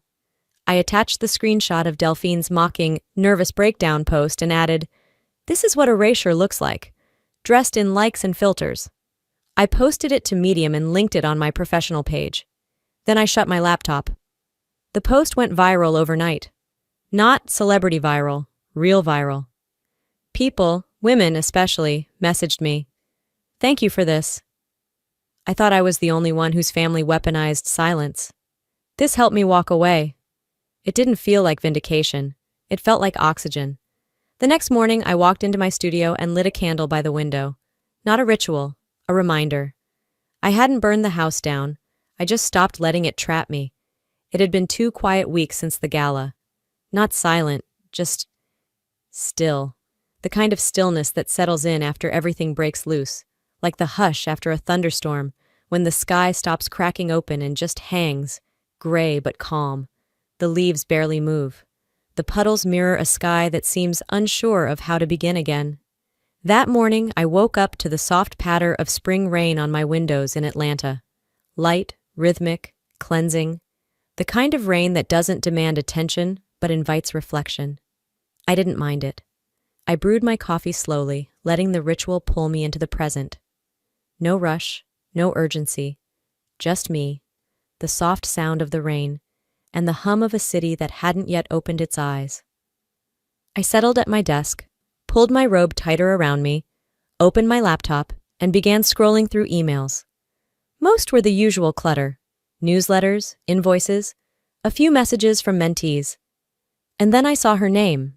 Subject line, still family. I didn't open it right away. I just stared at it, heart suddenly tight in my chest. The cursor hovered, waiting on me. The steam from my mug curled upward, wrapping itself around the silence like it wanted to hold the moment with me. I sat like that for a while. Maybe 10 seconds, maybe 20 minutes. Long enough for the coffee to cool slightly. Eventually I clicked. I've always loved you, even when you couldn't see it. You misunderstood. You're still my sister. We're still family. That was it. No, I'm sorry. No, I shouldn't have said that. No real ownership. Just a revisionist attempt at closure, crafted to look like compassion. A passive reach, positioned like grace, but laced with implication. Like she was the one forgiving, while I was the one refusing to be forgiven. It read like someone trying to end a chapter without admitting they burned the pages. I didn't reply. Didn't forward it to Jonas, even though I knew he'd want to see it. Didn't screenshot it. Didn't rage text anyone. Didn't even delete it. I just marked it unread, then archived it. That was my response. My version of a boundary. Quiet, final, intentional. Outside, the rain didn't let up. I stayed in, lit the candle I'd started lighting every morning after the gala. A new habit, or maybe a ritual. Not to remember, but to recenter. Not nostalgia, just a small flame that helped me feel grounded. I logged into the back end of the mentorship platform I'd built. The one they once laughed at, diminished in those sharp, fake smile ways. The one they told me was too niche, too idealistic. Now it was growing, not viral, not explosive, but steady, real. There were new donations, small ones, $10 here, $25 there. Alongside them, short messages that landed louder than any check. Keep going. Wish I had this in my 20s. You're building something real. I stared at the screen for a while, then clicked into the Programs tab. I created a new initiative. Rebuild, for women recovering from family emotional manipulation. No press release, no Instagram post with a quote card, no announcement, just a simple description and an open door. Around lunchtime, I stretched out on the couch, phone face down on the coffee table. No sound, no notifications. I hadn't opened Instagram in days. Didn't care what Delphine had posted or deleted. Whether Avis was still trying to position herself as the center of everyone's brunch plans. Let them talk. Let them defend whatever fiction they'd spun. I was out of the game. Then my phone buzzed, just once. A message. No subject line, just a single sentence. Because of your story, I packed a bag and left my mother's house last night. Thank you for reminding me I'm not crazy. I exhaled. Not the kind of exhale that's dramatic or performative. The kind that sneaks out of you without a sound, but lifts weight you didn't know you were still carrying. I leaned my head back. Tears didn't fall, but they brimmed. Not from sadness, from something cleaner, something closer to recognition. That kind of moment where you remember why you started. Impact doesn't always show up in headlines or follower counts. Sometimes it arrives in the quiet bravery of one woman finding a door she thought was locked, only to realize it had always been open, just never visible. The next morning, the rain had stopped. I got dressed in a hoodie, pulled my hair into a knot, and walked to the cafe 2 blocks from my apartment. No makeup, no earbuds.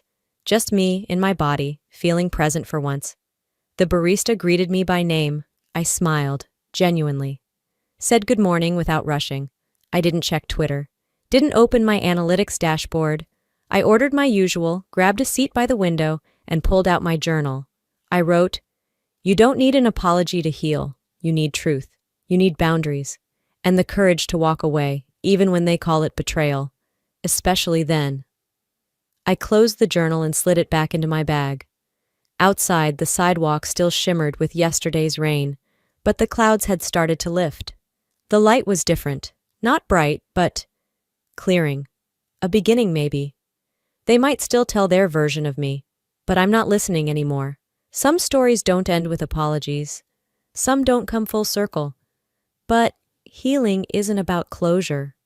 It's about clarity. If you're watching this, and you've ever felt like your family sees you as the problem for simply having boundaries, if you've been told you're too sensitive, too much, or just hard to love because you refuse to keep playing a role that hurt you, I want you to know this. You are not alone, and you are not wrong for walking away to protect your peace. I used to think love meant tolerance, that forgiveness required forgetting, but peace, I've learned, doesn't beg for proof. It doesn't need everyone to understand. It just needs you to understand your worth. You don't have to burn bridges, but you're allowed to stop setting yourself on fire to keep them warm. And maybe your story isn't this one.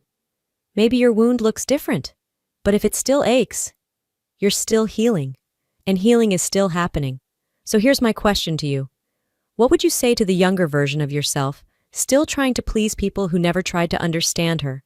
Leave a comment and tell me.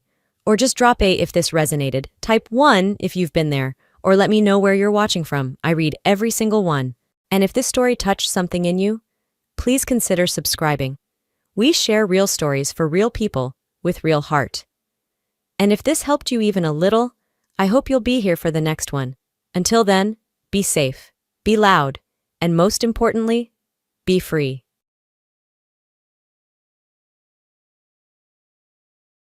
Hi there, I'm Alethea. I built a multi-million-dollar company in total silence. No co-founders, no family backing, no fanfare. Just me, a secondhand laptop, and nights no one saw. But when the success showed up, so did they. Suddenly, my mother had debts under my name. My sister posed as my business partner. And the rest of them? They sat me down at dinner with legal papers, asking for a slice of a company they once told me was a waste of time. And that's not even the worst part. How do you fight back when it's your own blood setting the trap? The screen door creaked behind me as I stepped into my mother's house, the air thick with something unsaid. Cedar Park hadn't changed much. Same cracked driveway, same fake welcome mat, but something in me had. She offered tea like we hadn't ignored each other for 6 weeks. I declined. Still acting like you're too good for a cup from your own mama? She said, eyes sharp under drawn-on brows. I forced a smile. Just tired. Long day. Too tired for family? Her tone slid in like a blade wrapped in velvet. I sat on the edge of the couch, trying not to sink too far into memories. The old clock ticked behind me, louder than it should have been. As she disappeared into the kitchen, I reached for my phone and realized my charger was nearly dead. I asked if she had one, and she waved toward the hall drawer. I opened it, and everything shifted. Buried under random papers was a crisp envelope from Sunview Bank. My name, my address, a second mortgage. I scanned the first few lines. My signature. The loan was active. It hit like ice in the gut. I checked my credit score on my phone with shaking fingers. A new account. A debt I hadn't created. My own mother had used my identity, and I hadn't even known. When she walked back in, tea in hand, I was already rehearsing how to keep my voice calm. You refinanced the house, I said flatly, under my name. Her face didn't change much. She sipped her tea. And I figured it'd be better for both of us. Without asking me, I gave you life. The least you can do is help keep a roof over my head. That tone, it hadn't changed since I was 25 and asked for a loan to start my company. Just $5,000 to cover my first 3 months of rent. She'd scoffed back then. You're not some tech genius, Alethea. You're a receptionist with big dreams and no backup plan. She didn't believe in what I was building then. And now that it had worked, she just took what she felt entitled to.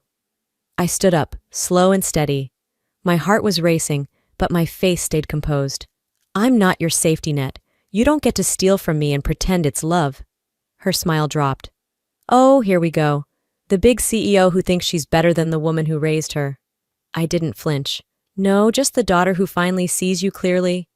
As I stepped outside, dusk had crept in. The street looked quiet, but inside everything was loud.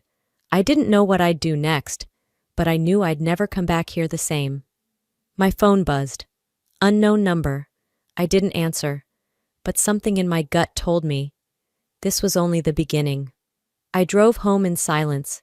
The usual hum of traffic blurred into the background, my mind stuck on the calm cruelty in my mother's voice. By the time I pulled into the garage and stepped into my apartment, the sky had turned completely dark. I dropped my keys in the bowl near the door and didn't bother turning on more than one lamp. Some nights, soft light was enough. My phone buzzed again, vibrating across the kitchen counter. Aaron T. My heart skipped. We hadn't spoken in almost a year. I hesitated, then picked up. "Hey!" Her voice crackled through. "I didn't want to assume anything, but did you partner with your sister on something recently?" I blinked. "No. Why?" "She said you two launched a new fund inside Atlas Revive. I sent her 20 grand last week. It was Venna, right?" The floor under me tilted slightly. "You wired her money?" "Yeah. She said she was co-founder, showed me the pitch deck. It looked legit. She mentioned you by name. I just wanted to double-check before wiring the next transfer." My stomach tightened. "Don't send another $1." "Wait, what?" "She lied. Venna's never been part of my company."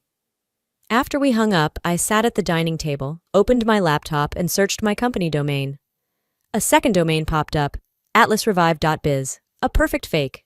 I found the email Aaron forwarded, Venna's official message, signed as co-founder and strategy director.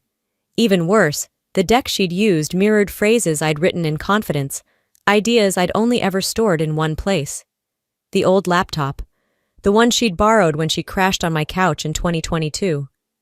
I remember feeling bad for her then, divorced, broke, sleeping in her car. I'd let her stay a few weeks thinking family meant something. Turns out she'd used the time to mine everything I had. I scrolled through my files feeling like a fool. She'd known for years I was the one behind Atlas Revive, and she kept it quiet, not to protect me, but to wait, for the right moment.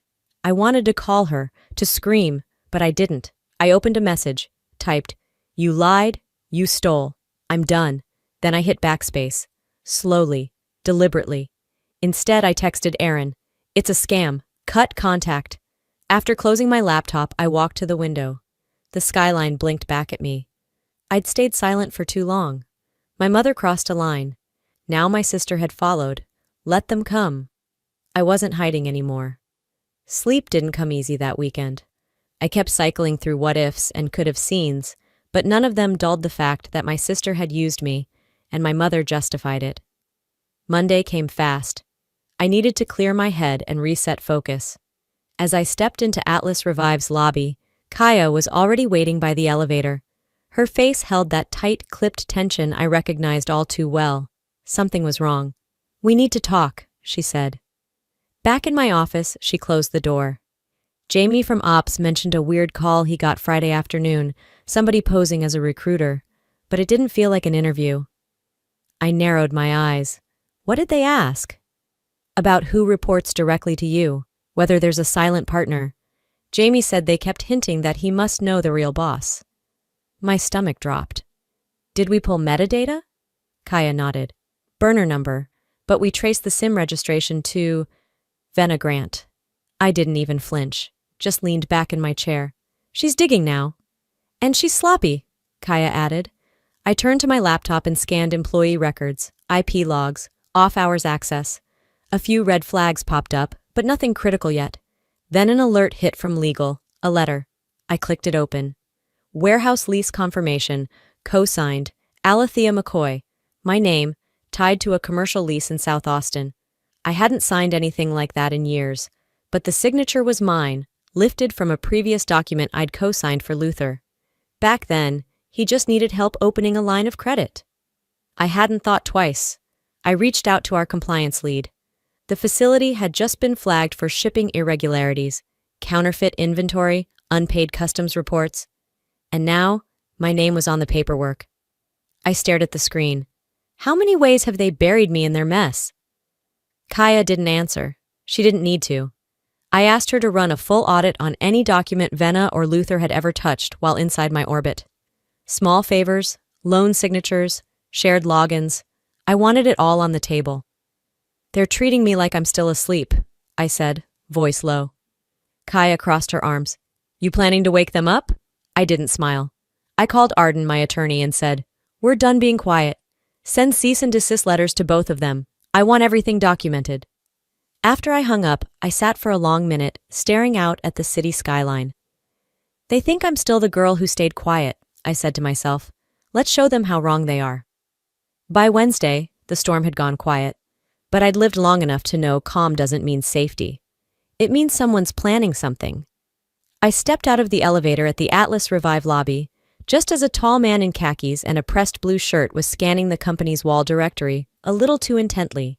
He caught my eye and smiled. "Big building," he said. "Figured I'd get a head start on understanding the layout before my pitch meeting." I nodded once. "And who are you meeting?" He fumbled with his phone. "Derek? From, consulting?" We didn't have a Derek in consulting. I let it slide, made a mental note. His visitor badge checked out. Nothing about him triggered alarms. Yet. Back upstairs, I ran into Kaya by the break room. "We've got someone on site I don't recognize. Says he's a client but keeps poking around." She blinked. "Is it a guy with light brown loafers and a watch he keeps adjusting like a nervous tick?" "That's the one." Within 10 minutes, she had pulled security footage. The same man had been in our building 2 days ago, unlogged, talking to an intern from research. That intern had been one of the same people Venna had targeted weeks earlier. We dug into his ID, cross-referenced the email he used to confirm his visit. It traced back to a freelance investigative reporter. His last story? The invisible founders behind billion-dollar brands. My chest tightened. I pulled up the press queue and froze mid-scroll. He'd requested a tour through an anonymous investor lead, a funnel Venna had full access to last year. Everything fit too well. If he went public now, before I was ready, I could lose more than control. I could lose leverage with investors, partners, employees who'd built their careers not knowing who they were really working for. I issued a silent halt on all media communications. No tours, no press. Every employee with clearance got a legal notice to stay off social media regarding anything tied to leadership. Still, whispers started. Slack channels got vague. One post read, "Pretty sure our admin is way too good at negotiating 7-figure deals." I walked the halls like nothing had shifted. I smiled, nodded, gave updates. But inside I was writing a different kind of speech, one that opened with, "You deserve the truth." By early evening, I stopped by Kaya's office to debrief. Her door was slightly open, and I caught her voice mid-sentence. "No, she hasn't cracked yet. But if we don't act soon, the story'll get buried behind someone else's scandal."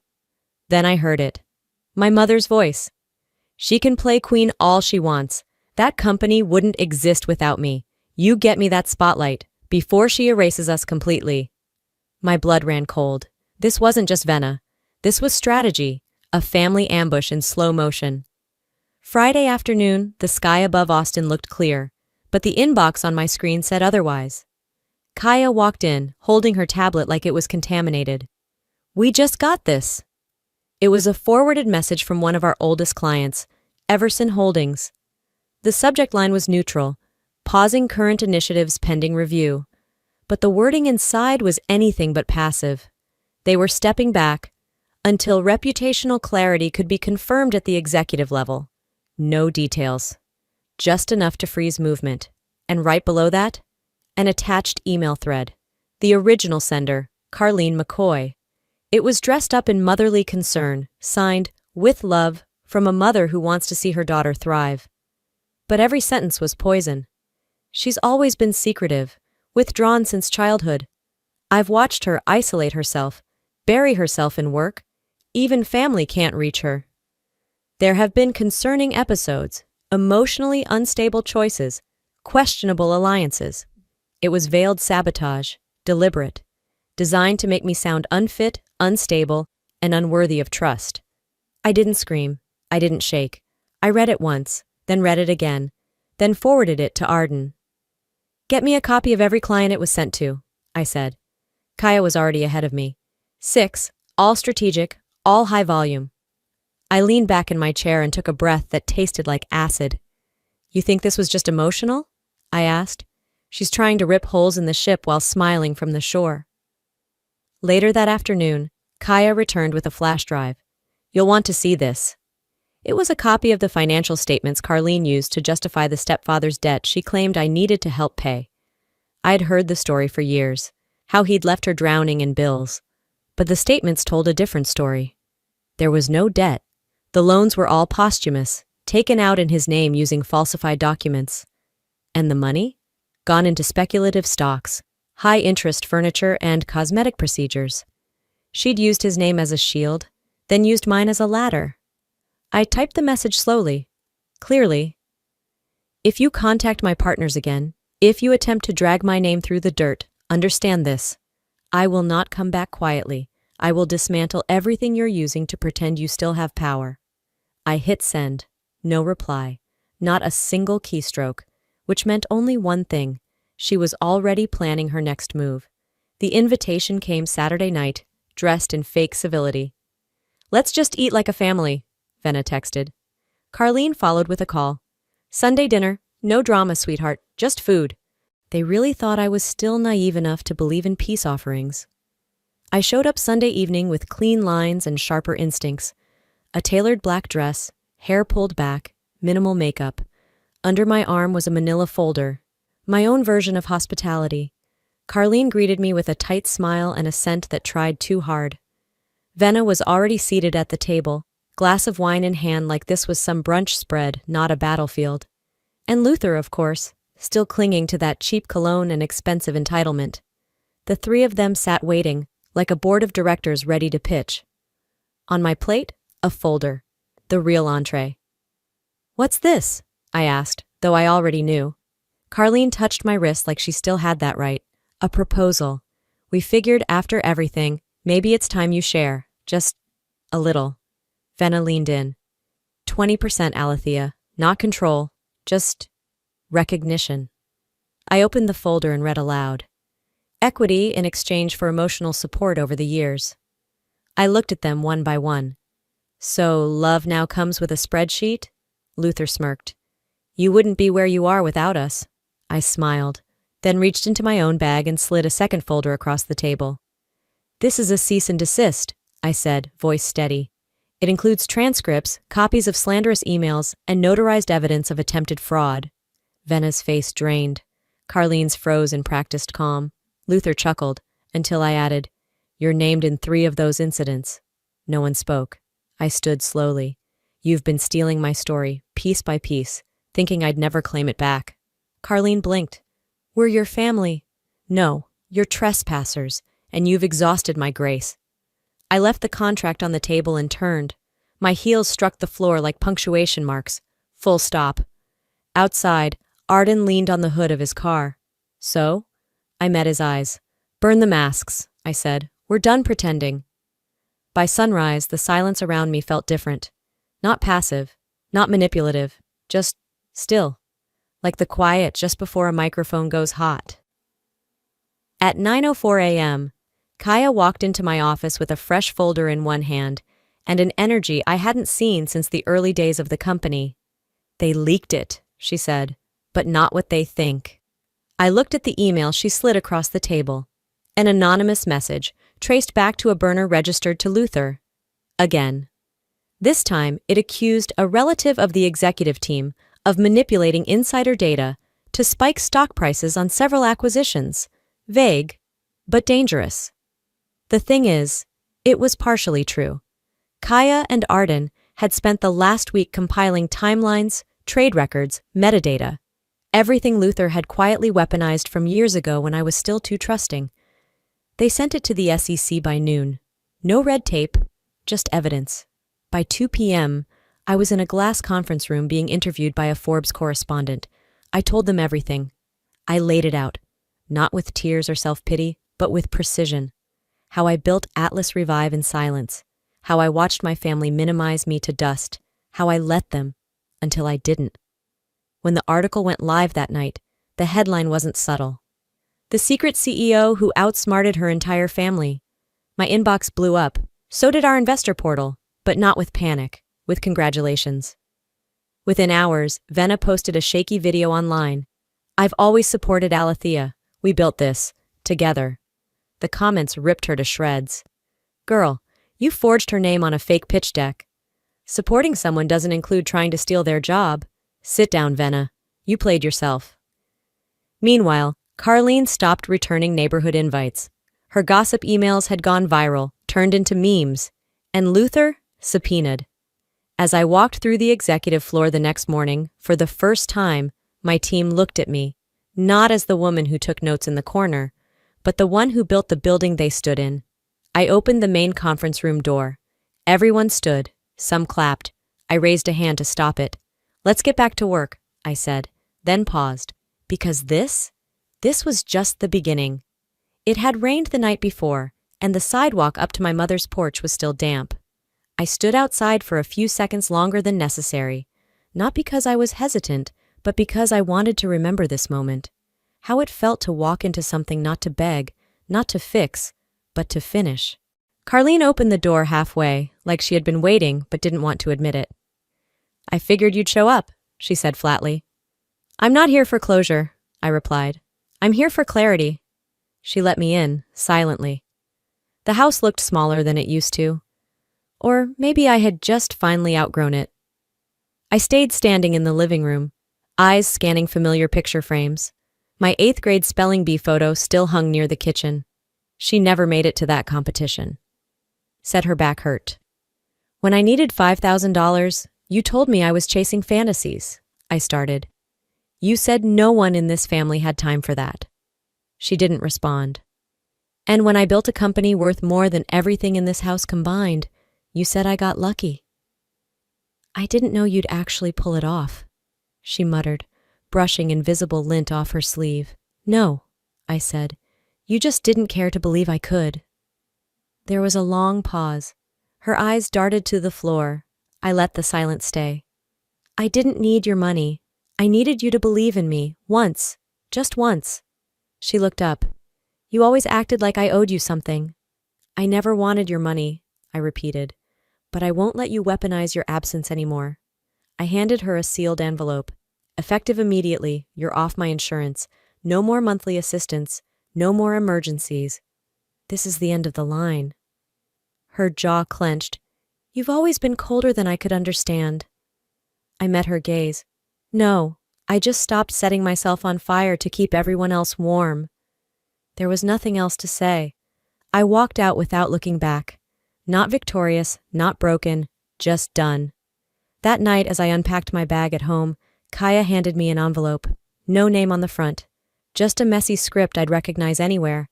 Inside a folded page. "You built it without me. But maybe now, you'll stop needing me to understand."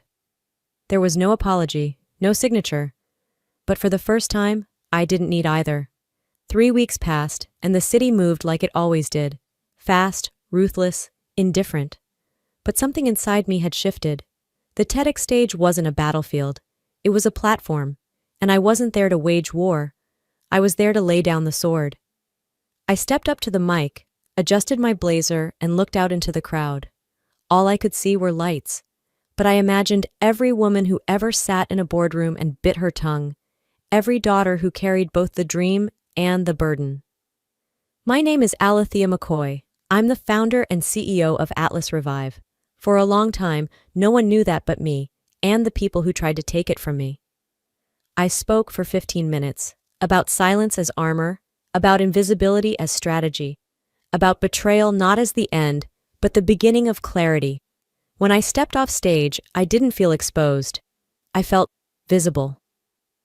Later that night, I sat in my apartment. The city sparkled below. Kaya had left early. Arden had checked in briefly, congratulated me, then jumped on another case. For once, the quiet didn't feel empty. Venna had lost custody temporarily. Child welfare cited instability and manipulation. Luther was under official SEC scrutiny. Carlene had quietly moved to a rental in Brenham.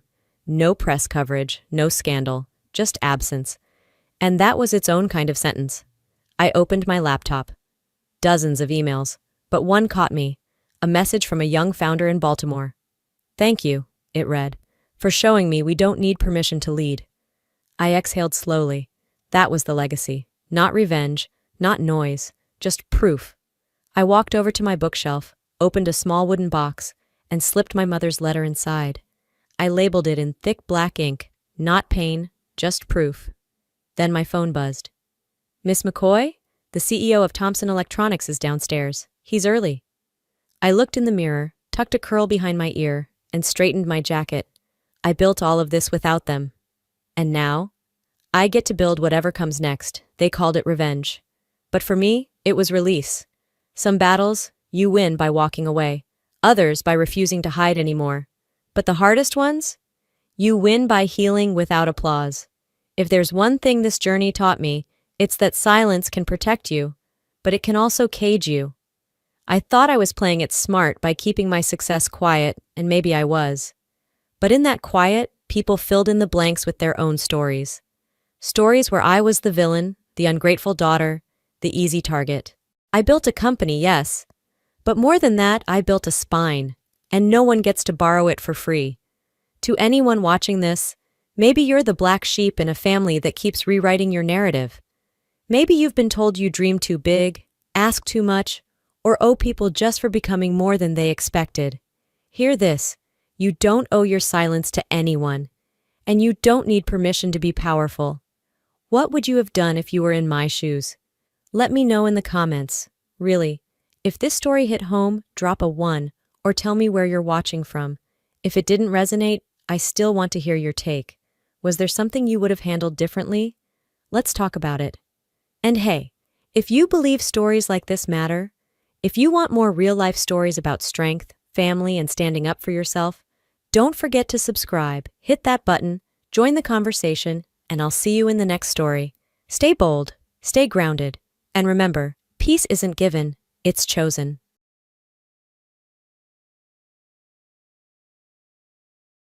Hello there, my name's Marjorie, and I guess you could say this all started with a birthday party. Not mine, of course. My sister's. See, while my daughter was fighting to breathe in a hospital bed, my mother spent $400,000 on a luxury birthday bash for my sister. Champagne walls, drone light show, celebrity chef, the works. And when I called for help, begged for help, they told me they were too busy. But that wasn't even the worst part. Because that betrayal? It wasn't new. It was just the final straw in a lifetime of being overlooked, lied to, erased. They gave my sister a trust fund at 18. Me? Nothing. They sabotaged my reputation, tried to turn the public against me. And when that didn't work, they came for my daughter. Now they're the ones calling me, asking me to save them. And I'm torn between rage and resolve. How do you forgive a family that treated your pain like an inconvenience? How do you protect your child from the people who share her blood? And what would you do if the people who raised you became the ones who nearly destroyed you? I was rearranging the tiny library corner at my design studio when the phone rang, again. For a second, I debated ignoring it. Maybe it was another vendor delay, or one of those spam calls pretending to be the IRS. But something in my gut told me to pick up. Hi, is this Miss Marjorie Hill? The voice on the other end asked. Yes, speaking. This is Nurse Alicia from Rosebrook Elementary. Inez has been coughing persistently today. She says she's feeling lightheaded. The words hit like cold water. Inez had been dealing with a stubborn cold for weeks, but I chalked it up to fall allergies. Portland's damp air was relentless this year. I'll be there in 15, I said, already grabbing my coat. That was how it always was, me juggling deadlines, design sketches, and parenthood. Running a boutique interior studio while raising an 8-year-old alone meant I had little room for error. But I'd made it work for years, even if it meant midnight paint samples and morning PTO meetings. That evening, as the sky turned a deep indigo and drizzle coated the streets, Inez's wheezing worsened. She clutched her chest and looked at me, her eyes glassy. Mom, I feel funny, she whispered. Within minutes, I was in the car, racing through red lights like a criminal. At the ER, I tried to stay calm as doctors whisked her away. The monitors beeped in panicked rhythm. An hour later, a middle-aged physician with tired eyes approached me. There's a congenital malformation in her left lung, he explained, showing me a hazy scan. It's restricting her airway. We'll need to operate immediately. I nodded, trying to absorb every word even as the world blurred around me. We can move forward tonight, he added, but we'll need financial clearance first. The procedure costs $120,000. I blinked. Excuse me? He repeated the number. I nearly choked. I don't have insurance, I admitted, my voice barely a whisper. We do offer payment plans, he added quickly, but we'll need a substantial upfront deposit. I nodded again, dazed. My hands shook as I stepped outside into the parking lot, my phone in my hand. There was only one person left to call. One person I swore I never would. Darla, my mother. I stared at her contact for several seconds. Just her name made my stomach clench. But this wasn't about pride anymore. It was about my daughter. She answered on the third ring, music and laughter echoing behind her. Sweetheart, how are you? It's been ages. Mom, I started, but she cut me off. Carlene's birthday is in full swing. You should see the ballroom. It's like a Hollywood premiere. We flew in the caterer from Napa. Can you believe it? I forced a smile into my voice. Listen, I don't want to ruin your night, but Inez is in the hospital. She collapsed. She needs emergency surgery. The line went silent for a beat. Then Darla sighed. Oh, honey, that's awful. I waited, breath caught in my throat, but no follow-up came. No. What can I do? No, we'll be right there. I need help covering the cost, I pushed on. It's $120,000. I know it's a lot, but she cut in again, her voice light but firm. Oh, sweetheart, I wish you'd told us earlier.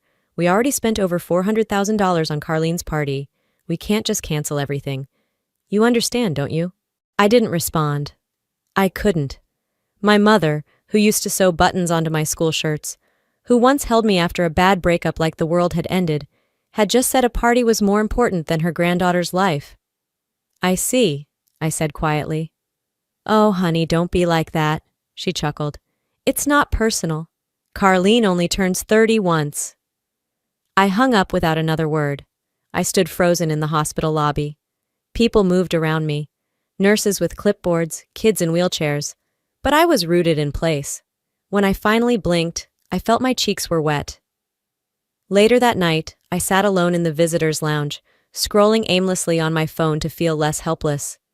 That's when I stumbled across a file I hadn't seen in years, an old scanned PDF from my email archives. It was a copy of Carlene's trust fund. She'd been given access to a 6-figure inheritance the moment she turned 18. My name never appeared in the document. No trust fund, no letter, no account. And suddenly, everything made sense. The lavish trips Carlene bragged about, the fully paid condo in Santa Monica. I used to think I just wasn't ambitious enough. But the truth? They were investing in her future while leaving me to figure out mine on my own.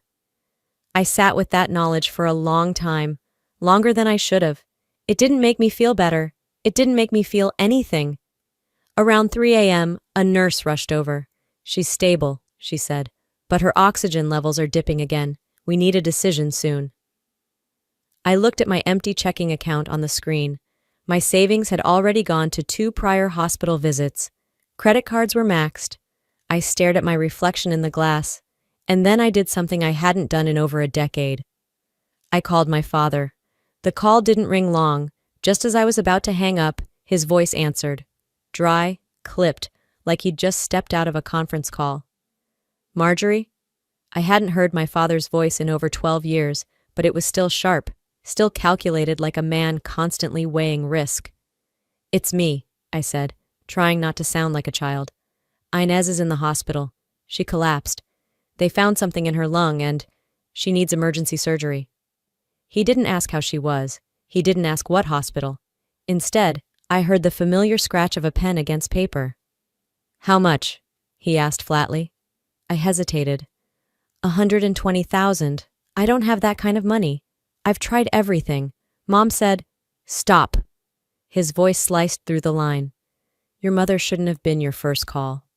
Of course she was, because deep down, despite everything, I thought a mother couldn't turn away from her grandchild. But I didn't say that. I swallowed the lump forming in my throat. Leonard cleared his throat. I can help, but I'll need something in writing. I blinked, confused. What do you mean? I'll wire the funds to the hospital, but you'll need to forfeit your rights to the family trust. You were never officially removed, but it's better to have it on paper now. Clean. A long silence stretched between us, the kind where time stops and choices cement. So that's what I'm worth? I said, my voice cracking. A clean exit? You'll pay for your granddaughter's life, but only if I vanish from yours. He didn't deny it. Leonard, was this your plan all along? I heard him sigh, not in regret, but irritation. Marjorie, everything in life is transactional. This is no different. I ended the call before my rage could speak louder than my dignity. My hands trembled as I placed the phone on the bench beside me. How do you grieve parents who are still alive? A memory surfaced like a splinter, one I thought had healed over. It was years ago, sometime during college break. I had walked into my mother's study looking for stamps. Instead, I overheard her on the phone with someone talking about restructuring documents to simplify the trust. You understand, Leonard, she'd said then. We can't have it split 3 ways. Carlene is the future. She knows how to represent the family. Marjorie, she always goes off script. I didn't understand then. I thought they were talking about speeches or holiday cards. Later, when I tried to ask about it, they both brushed me off. Don't overthink things, Mom had said, with that saccharine tone reserved for people she barely tolerated. You're too sensitive, Marjorie. Years later, after Inez was born, I got curious. I contacted William Finch, an attorney who had worked with our family when I was a teenager. He remembered me immediately. In fact, he was the one who first explained what a trust really was. But when I asked if I was part of it, he went quiet. They asked me to draft a removal clause for you, he finally said. I refused. I thought you deserved to know. A month later, they replaced me. He sent me a document he'd saved, a preliminary draft, never executed. My name had been crossed out with a red pen. Too independent, it read in the margins. I should have felt anger, but it was something colder, emptier. They hadn't just cut me out financially. They'd erased me quietly, like I'd never belonged at all. Back in the hospital bathroom, I splashed cold water on my face. My reflection stared back. Hollow eyes, drawn lips, no trace of the woman who once believed in second chances. I leaned over the sink and whispered, "They won't help us, but I will." I opened my phone and started selling everything I could. My car, jewelry, backup laptop, office supplies. My studio space lease was on the chopping block next. I drafted an email to a former client, offering to subcontract the biggest project of the quarter, one that was supposed to be my breakthrough. As I pressed send, something shifted inside me. This wasn't defeat. It was something else. Something sharper. If I had to burn my old life down to save hers, I'd do it gladly. On my way back to Inez's room, my phone buzzed. The name on the screen stopped me in my tracks. It was Jonah Perez. I hadn't heard from him since 2013. We'd worked together briefly before he moved across the country. The last time we spoke, I had just given birth to Inez. What could he possibly want now? I hesitated, then answered. Marjorie? His voice was warm, surprised. It's been a while. I saw the fundraiser someone started for your daughter. I blinked, caught off guard. I didn't start anything. Then you should know it's going viral. And I sent something. It's not much, but check your email. I hope it helps. I checked my email seconds after Jonah hung up. His name sat in bold at the top of my inbox, the subject line reading, "Hope it helps." Attached was a transaction notification, $3,000. No questions, no hesitation, just sent. I blinked at the screen, my mind fogged by 2 nights of hospital chairs and fluorescent lighting. Was it real? I read it again, and then again. He didn't even wait for me to ask. There wasn't a single word about payback, just a simple note. She deserves to live. And we, desperately needed that kind of grace. Jonah had always been reserved. I'd mentored him years ago, back when he was a shy intern struggling to assert himself in client meetings. He never said much, but he always listened, really listened. I guess some people grow into quiet heroes. That night, he was mine. An hour later, my phone buzzed again. Jonah had launched a fundraiser. I found the post on his page, an old photo of Inez from her kindergarten recital. Pink dress, tiny ukulele, one front tooth missing. She looked so full of light it made my chest ache. His caption read, "She's the daughter of the woman who taught me how to lead with integrity. Let's help her breathe again." I don't know what I expected. Maybe a few kind words, a couple donations at best. But by morning, The donations began trickling in. First a 20, then 50, 100. Some from old clients who remembered the work I'd done. A few from strangers I'd never met. People left comments like, "No child should have to suffer because healthcare is broken." "Sending love from Ohio." "Hang in there, mama." Each donation felt like a life preserver tossed into a rising tide. I sat by Inez's bedside, her little hand resting in mine, and scrolled through every name on the donor list. I didn't know most of them, but each one meant something. Each one was a tiny spark of hope. For the first time in weeks, I allowed myself to believe we might actually get through this. That hope lasted 48 hours. It started with a shift in tone, subtle at first. The comments beneath Jonah's post changed. Questions popped up. Why isn't her husband helping? Where's her real family? How do we know this isn't another fake story? At first, I brushed it off. Online trolls were nothing new. I'd seen kind-hearted causes torn to shreds over minor missteps, but this felt different, more coordinated, more personal. Then I saw the story. Carlene's Instagram, champagne glass, cupcake tower, gold lettering in the background spelling her name. The overlay text? "Some people will fake anything these days, even a crisis. Stay vigilant, folks." She didn't tag me. She didn't have to. Anyone who knew us, even vaguely, could put the pieces together. Her followers certainly did. They jumped into the comments like wolves. By nightfall, the post had been picked up by a gossip account with over 500,000 followers. The caption? Carlene hints at family drama, older sister accused of faking daughter's illness for cash. The comments were brutal. She's always been dramatic. Didn't she fail at her last business? Desperate much? The worst part? A hashtag started trending. #sick for sympathy. I sat in the hospital cafeteria, a half-eaten sandwich congealing on the tray beside me, and scrolled through the posts with numb fingers. My face, my pain, had become someone's mid-scroll entertainment. They didn't see the oxygen machine ticking beside Inez's bed. They didn't hear the panic in her breathing or the quiet prayers I whispered every night. All they saw was a story they could twist into memes and mockery. I told myself not to care, that none of it mattered, that what mattered was Inez. But then I walked back into her room, and the nurse looked at me differently. Not unkind, just cautious. She hesitated, then said, "We've had a few calls, people asking if her case is real." I froze. I wanted to scream, to rip open the blinds and shout, "Come see for yourself. See her hooked up to these wires. Look at her and tell me this is fake." But I didn't. Because when your own sister publicly casts doubt on your story, strangers take it as permission to do the same. Later that evening, I got a message in my work inbox. It was from a client I'd been collaborating with for over a year, a local kindergarten redesign, a project I'd put heart and soul into. We'd nearly finalized the plans. Just last week, they'd asked me to present to the board. Their message was short, clinical. Due to recent online attention and reputational risk, we are terminating our partnership effective immediately. I reread the sentence at least 5 times, waiting for my brain to reject it. But it didn't. It just sat there, cold and final. I didn't cry. I didn't move. I just stared, hollowed out and still. They weren't just trying to humiliate me. They were trying to erase me. For the next 2 nights, I barely left the hospital. I took calls in the hallway, answered emails from the back stairwell, and slept sitting upright in the blue vinyl chair next to Inez's bed. Her breathing had steadied, but the oxygen tube still hugged her face like a second skin.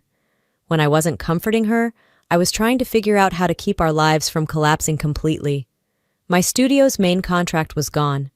That kindergarten project wasn't just income, it was credibility. Losing it meant every potential client would see me as a risk.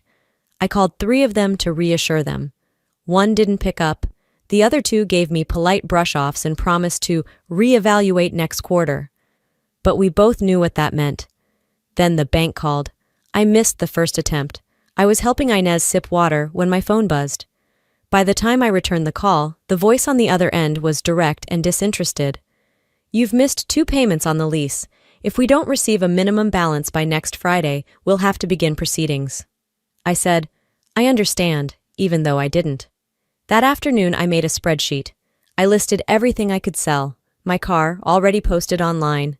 Jewelry from my mother's passed down with love collection. That felt laughable now. My dining table. 2 vintage chairs I used to joke would be my retirement plan. A bookshelf, an iPad, even my grandmother's sewing machine. Inez needed to breathe. If I had to give up every piece of comfort I had left, so be it. The following morning, I arrived at the hospital early. The sun hadn't risen yet. The air outside was biting. I was halfway through folding one of the hospital blankets when someone knocked gently on the doorframe. Theo. He walked in slowly, carrying a brown paper bag from the grocery store and a folded lavender blanket tucked under his arm. "I figured you haven't been home in a while," he said quietly. I didn't realize how badly I needed a familiar face until I saw him standing there in that old peacoat, like nothing in the world could shake him. "Is she awake?" he asked, peeking toward Inez. "Just resting." He pulled out some essentials: applesauce cups, granola bars, hand wipes, a new toothbrush. Then, without a word, he unfolded the blanket and laid it gently over Inez's legs. He didn't ask questions. He didn't pry. And that silence, that quiet presence, said more than any speech could have. As we stood there, the door opened again. This time, it was Avis and Dorian. Avis wore a soft smile, holding a thermos in both hands. Dorian followed with a large box wrapped in blue paper. He set it down without explanation. I didn't need one. They had come, not out of obligation, but love. I offered them chairs. We sat around Inez while she dozed, talking in hushed tones about anything but what was happening. Later, as Theo took Inez to the common room for her daily walk, Avis asked me to join her in the hallway. Her tone changed, serious, steady. "Marjorie," she said, "we have something to tell you." I braced myself. "We sold our house." My breath caught. "Wait, what? You can't, why would you?" Dorian stepped beside her. "Because she's our granddaughter, and because you're our daughter, even if no paperwork ever said so." My knees buckled. I leaned against the wall for balance. "You'll stay in our place until you're back on your feet," Avis added. "And before you ask, we already signed the contract. No turning back." I tried to speak, but nothing came. She gently placed her hand over mine. "A house can be rebuilt, but you're our home." And then, like she'd been waiting for the right moment all along, she reached into her purse and pulled out a folded document. "This," she said, "is a lease agreement I co-signed on your studio months ago. I didn't want to interfere. I just wanted you to have a net if you ever needed it." It took me a moment to understand. She had guaranteed the space, for me, long before the drama, long before the world turned against me. Because some people see you even when you're invisible to others. I hugged them both in the hallway, tears silent and hot on my cheeks. Theo stood nearby, watching us with kind eyes. As I exhaled into Avis's shoulder, I realized something I hadn't dared admit until then. "I know who my real family is now," I whispered. And just as I said it, I felt something shift inside me. Not anger, not grief. Peace. But the past doesn't let go just because you've found peace. The next morning, I was folding Inez's clothes at the end of her hospital bed when my phone lit up with a name I hadn't seen in years. Mom. My hand hovered above the screen. For a moment, I debated letting it ring, but curiosity got the better of me. I picked up. Her voice was soft, broken almost. "Marjorie, we need help." She didn't say hello. No fake warmth, no pleasantries. "The bank's going to take the house," she said. "Your father won't admit it, but we're out of time. If we don't find the money this week, it's gone." I didn't speak. She added quickly, "I know how it sounds, but I wouldn't ask if it wasn't serious. We thought maybe you could help us." That word, we. As if there'd ever been a united front when I was the one bleeding. My throat felt tight, but my voice came out even. "You're asking me?" Darla hesitated. "Yes, I know it's a lot, but if there's any way..." I hung up. Not out of rage, not even sadness. Just done.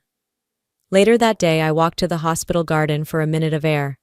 I was halfway through a cup of weak coffee when my old neighbor, Rebecca, texted me a screenshot. Carlene's texts. They were in a group chat, sent to someone Rebecca knew from work, who had posted about the fundraiser online. Somehow, they'd leaked. Carlene had written, If we don't get ahead of this, our name is going to be dragged for years. We need to flip the script. Then, let mom cry poor. Let dad act distant. I'll post something sentimental later, maybe even an apology. Damage control is about timing. And finally, she can't outlast us. She never could. My fingers tightened around my phone. For a second, I thought I might crush it. This wasn't about reconciliation. It was PR. My own sister, my mother, my father. They weren't crawling back because of guilt. They were drowning in their own mess and thought I'd be too desperate to notice the difference. They didn't want forgiveness. They wanted a reset, the kind where they came out looking clean. That night, I waited until Inez was asleep. Then I sat in the apartment's living room, facing the dim glow of my laptop. I turned on the webcam and pressed record. No filters, no edits, just me. If you're calling me for help, I began, you already know who has the power now. I paused, not for effect, but because I needed to feel every word. And I'm not afraid to use it. I didn't raise my voice, I didn't cry, but my stare didn't flinch once. You told the world I was dramatic, that I was lying, that I was reaching for sympathy, and now, you want to pretend this never happened? I leaned closer. No. I clicked stop. Attached the file to an email, sent it to all three of them. No subject line, no message, just the truth. The family group chat, one I hadn't seen light up since 2014, went dead silent. No response? No dots indicating someone was typing, just the ghost of their shame sitting in my inbox like an unfinished sentence. I shut the laptop. It was after midnight when I heard my email ping again. I hesitated, then opened it. A new message, from my father's assistant. Subject, let's talk, face-to-face body. They're requesting a meeting. You pick the place. I stared at the screen. They wanted a meeting. What they got was a warning. I chose the meeting place carefully. My studio, midday, with the soft glow of filtered light bouncing off pale wood floors. The air smelled faintly of lavender and graphite. The walls displayed work I'd finished just weeks before. Sketches of playground layouts, calming color swatches, ideas for spaces that helped children breathe easier. It was calm, centered, mine. And, for the first time, they would meet me on my terms. They arrived as expected, punctual, polished, and pretending. Darla walked in first, overdressed in a cream jacket with pearl buttons and a silk scarf tied around her neck like it meant something. Her oversized sunglasses stayed on indoors, shielding her from truth, or maybe shame. Leonard trailed her, quiet and stiff, not meeting my eyes, the same way he hadn't at the hospital. His presence always felt like an obligation he barely tolerated. And then Carlene. No knock, no greeting, just a heel click and a glance at her phone as if she had better places to be. I wondered for a moment if she even remembered why she was here. What none of them realized was that I had already gone live. Behind a tall planter, nearly invisible, a small lens blinked red. I had started streaming to a private link 10 minutes before they entered. I didn't tell them. I didn't need to. The camera wasn't for them. It was for me. For every person who had stood by me, who had sent $5 or a kind message, or simply believed I wasn't crazy. This was their moment, too. I stepped forward. I was once made to kneel, I said, my voice even but loud enough to carry, begging for help to save my daughter's life. This time, I want the world to hear your answer. Darla froze. Her hand instinctively clutched her scarf tighter. Leonard's jaw tensed. Carlene blinked, finally looking up from her phone. What is this? She snapped, spotting the red live badge glowing on the monitor behind me. You said you wanted to talk, I said. Let's talk. Darla's voice quivered. We thought you were exaggerating. You've always been emotional, Marjorie. I tilted my head. When I told you your granddaughter might not make it, and you said the money was already spent on Carlene's birthday party, was that just me being emotional too? She looked away. Leonard remained silent, his hands clasped behind him like a man in church who'd lost his faith, and Carlene scoffed. You act like your life is the only one that matters. That party was planned for months. There were sponsors, cameras, deals tied to it. Deals? I echoed. And Inez's lungs? Her life? Was that just poor timing for your business calendar? The live comments were already rolling in, fast and furious. Then, as if fate wanted its own say, my laptop pinged. A viewer had submitted a file, an anonymous video clip. I hesitated, then clicked. Darla appeared on screen, standing in her walk-in closet, facing a large mirror. Her reflection stared back hollow, unbothered. "I'm so sorry for how things played out," she rehearsed, dabbing a tissue under her dry eyes. She paused, reset. "We failed her, and we're ashamed of that," she repeated, this time slower, leaning into the words like she was fishing for an award. Then came Carlene's voice off-screen. Slower, add a sniff. Cry on the second line. People love a redemption arc. I didn't say a word. I just turned the camera to the screen and played it, uninterrupted. The chat exploded. Viewers raged. "They rehearsed this? This is next-level fake. She's crying over bad PR, not her granddaughter." Darla turned pale. Leonard looked like he might disappear through the wall. Carlene's face flushed with anger, her nails curling into her palms. "You think this changes anything?" she barked. "You think you've won now? Because of a stupid video?" I looked into the camera, into the eyes of every stranger who ever whispered, "You're being too sensitive." And I said, "I haven't won anything, but now I'm no longer afraid to lose." With one click, I ended the live stream. The morning after the live stream, I was still floating somewhere between exhaustion and disbelief when a knock rattled my apartment door. It wasn't the mail carrier or a neighbor bringing over casserole. It was a woman in a slate gray blazer, clipboard in one hand, an official badge clipped to her chest. "Marjorie Lane?" she asked, scanning the apartment behind me. I blinked, still in my robe, gripping a lukewarm mug of coffee. "Yes?" She handed over a sealed envelope. "I'm from the Department of Human Services. There's been an anonymous report. We're required to conduct a wellness check today." My fingers tightened around the envelope as the hallway seemed to contract inward. "What kind of report?" She didn't flinch. "Concerns about your emotional stability and potential neglect of your child." From Inez's room, I heard a small cough, soft but sharp like a warning bell. I instinctively turned toward the sound, and the woman followed my gaze. "May I come in?" she asked. My voice cracked. "Of course." Once inside, she moved quietly but with purpose, checking the kitchen, peeking inside the fridge, noting the prescriptions in the bathroom cabinet. She asked if I'd ever been treated for depression. She asked how often Inez saw her doctors. She asked if anyone else lived here or visited regularly. By the end, my hands were shaking. I felt like I'd just taken a midterm I didn't know I'd been studying for my whole life. As soon as she left, I called Theo. "She asked about our grocery list," I said, my voice fraying. "The vitamins in the drawer, even the temperature in Inez's room. I explained every damn bandage and every jar of baby food like I was under trial." A beat of silence passed on the line. "You know who did this, don't you?" Theo said finally. "It's got Carlene's stink all over it." I didn't respond. I didn't need to. "I'm calling in help," she added. "You're not doing this alone." That night, I sat beside Inez, her tiny chest rising and falling in rhythm with the beeping machines. I thought about all the battles I'd already fought, scraping together surgery money, begging my parents for basic humanity, surviving the media storm they started. I thought it was over. But now, they weren't just attacking my name. They were coming for my child. The next day, Theo arrived with someone new, a woman in a crisp navy suit, hair pulled back tight, carrying a leather satchel that looked like it had seen a courtroom or two. "This is Katrina Morse," Theo said. "Child Advocacy Network. She's fierce." Katrina gave a firm nod.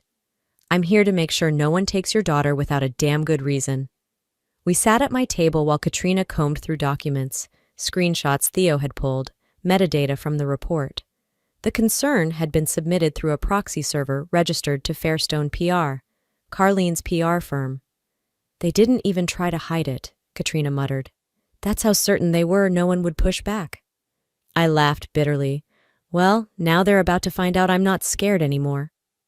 The following morning, we marched into the county courthouse, Katrina beside me, Theo just behind. The moment I handed in the complaint was surreal. I had spent months feeling small, like I didn't matter, like I was just noise in a world too busy to hear me. Now, I was the storm. The complaint was official: defamation, intentional interference with custodial rights, and false reporting with malicious intent. No more begging, no more defending. This was offense. As we stepped back out into the light, Inez walked beside me, sipping juice from a tiny box packed by Theo. The air was crisp, almost celebratory. It smelled like sidewalk chalk and new leaves. I looked down at my daughter's hand in mine, and then back at the courthouse doors we'd just come through. "Next time she comes for us," I whispered, "I won't wait to defend myself. I'll be ready." I didn't reply to the assistant's email right away. Instead, I read it twice, then again. I let the silence sit there, not as a punishment, but as a statement. I was no longer the one waiting. 2 days later, I responded with one line. "You want to meet? Fine. Come to my office, Tuesday, noon sharp. Bring nothing but yourselves." When the day arrived, I made sure every camera in my studio lobby was working. My assistant, Janelle, cleared the space except for one security guard I trusted and an audio tech who'd signed an NDA. A small black suitcase sat on the glass table in the center of the room. At 11:58 a.m., the elevator dinged. They walked in like they'd rehearsed it. Darla in a beige shawl, Leonard in a stiff blazer, and Carlene in sunglasses far too large for an indoor setting. I didn't stand. I didn't greet them. "You asked for a face-to-face," I said. "This is as close as it gets." They hesitated before sitting. There was tension in the air so thick it muffled sound. Darla looked at the suitcase. "Is that $200,000 from the fundraiser? What's left after legal bills, studio payments, and my daughter's care?" Leonard leaned forward slightly. "We didn't expect this." "You never expect consequences," I replied. "That's part of the problem." Darla swallowed and reached for the handle, brushing the polished leather like it might bite her. I watched her. "Before you touch that, know this. Once you take it, we are finished. For good." She blinked, confused. "What do you mean?" Carlene scoffed. "Is this another one of your dramatic performances?" I ignored her and kept my eyes on my mother. "This isn't forgiveness. It's not trust. It's not some weird final olive branch. This is a severance package." Darla's hand paused. Her lip trembled. "You're giving this to us?" "No," I said slowly. "I'm giving it away, so I can walk away, so you can't say I owe you anything. Ever." The silence that followed cracked something inside me. It wasn't rage, it was clarity. Twist S7 had landed, and the air shifted in the room like something sacred had just been broken. Carlene stood abruptly. "You think this makes you better than us?" "No," I said. "It makes me free." By Thursday morning, the footage had leaked. Again. Not by me, though I'd left the studio's security feed running for a reason. Someone else had uploaded the clip. Maybe Janelle. Maybe the audio tech. Maybe one of the building's guards who'd seen too much over the past few months. But by the time Inez finished her morning checkup, the clip had gone viral. The suitcase scene was trending. Darla's teary-eyed, "This money means so much," speech didn't hit the way she thought it would. Not when people already knew how she'd rehearsed the last one in front of a mirror. Brand deals dropped Carlene like a bad check. Leonard's name was quietly scrubbed from the board of 3 nonprofits. Darla's spa? Online reviews tanked it overnight. It wasn't revenge, it was exposure. And exposure didn't need a sword. It just needed a light.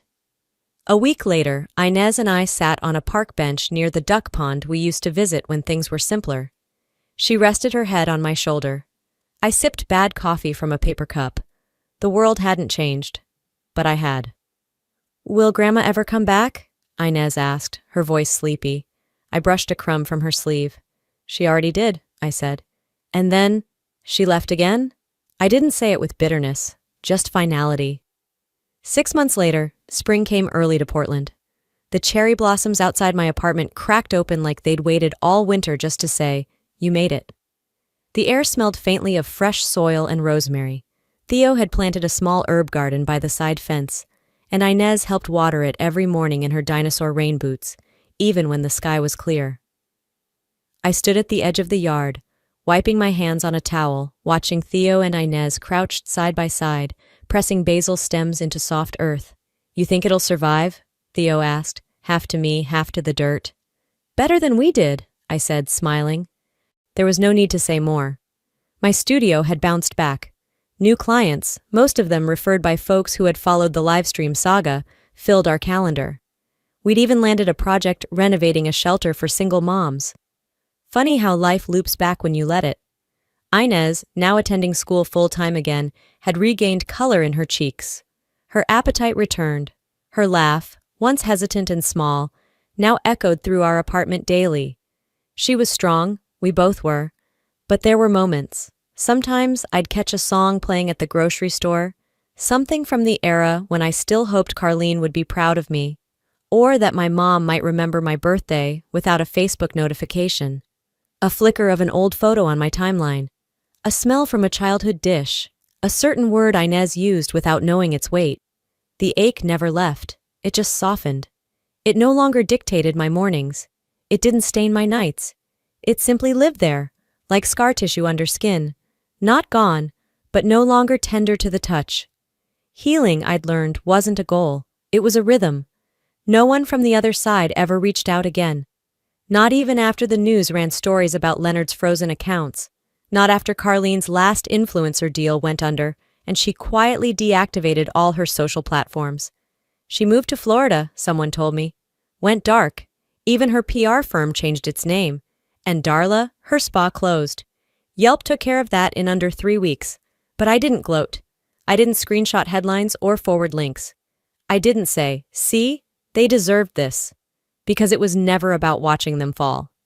It was about learning how to stand. That night, we had dinner at home, our family, the one I chose. Theo made her famous skillet lasagna. Dorian brought his sourdough bread. Avis baked a peach cobbler so sweet it tasted like Sunday mornings in Georgia.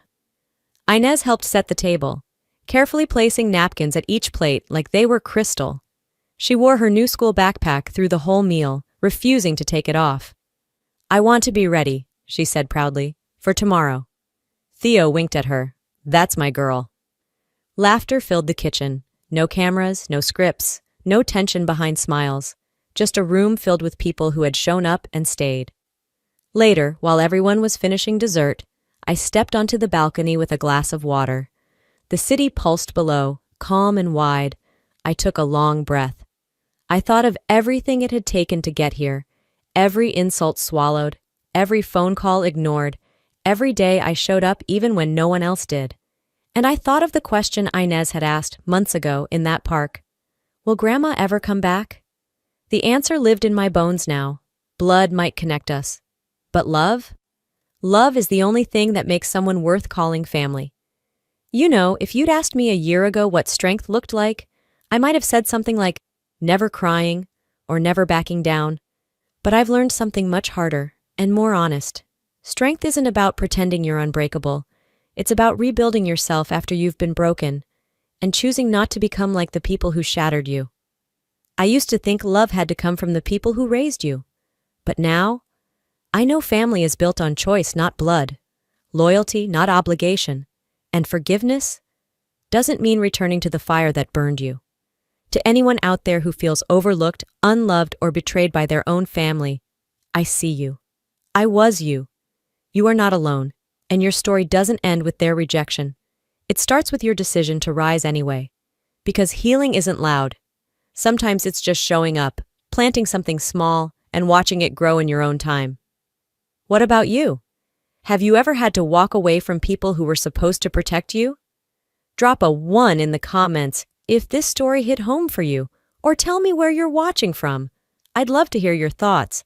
And hey, if this video made you feel seen, or gave you even a moment of hope, don't forget to subscribe so you won't miss the next real story that might just speak to your heart. This is Marjorie's story, but maybe in some ways, it's yours too.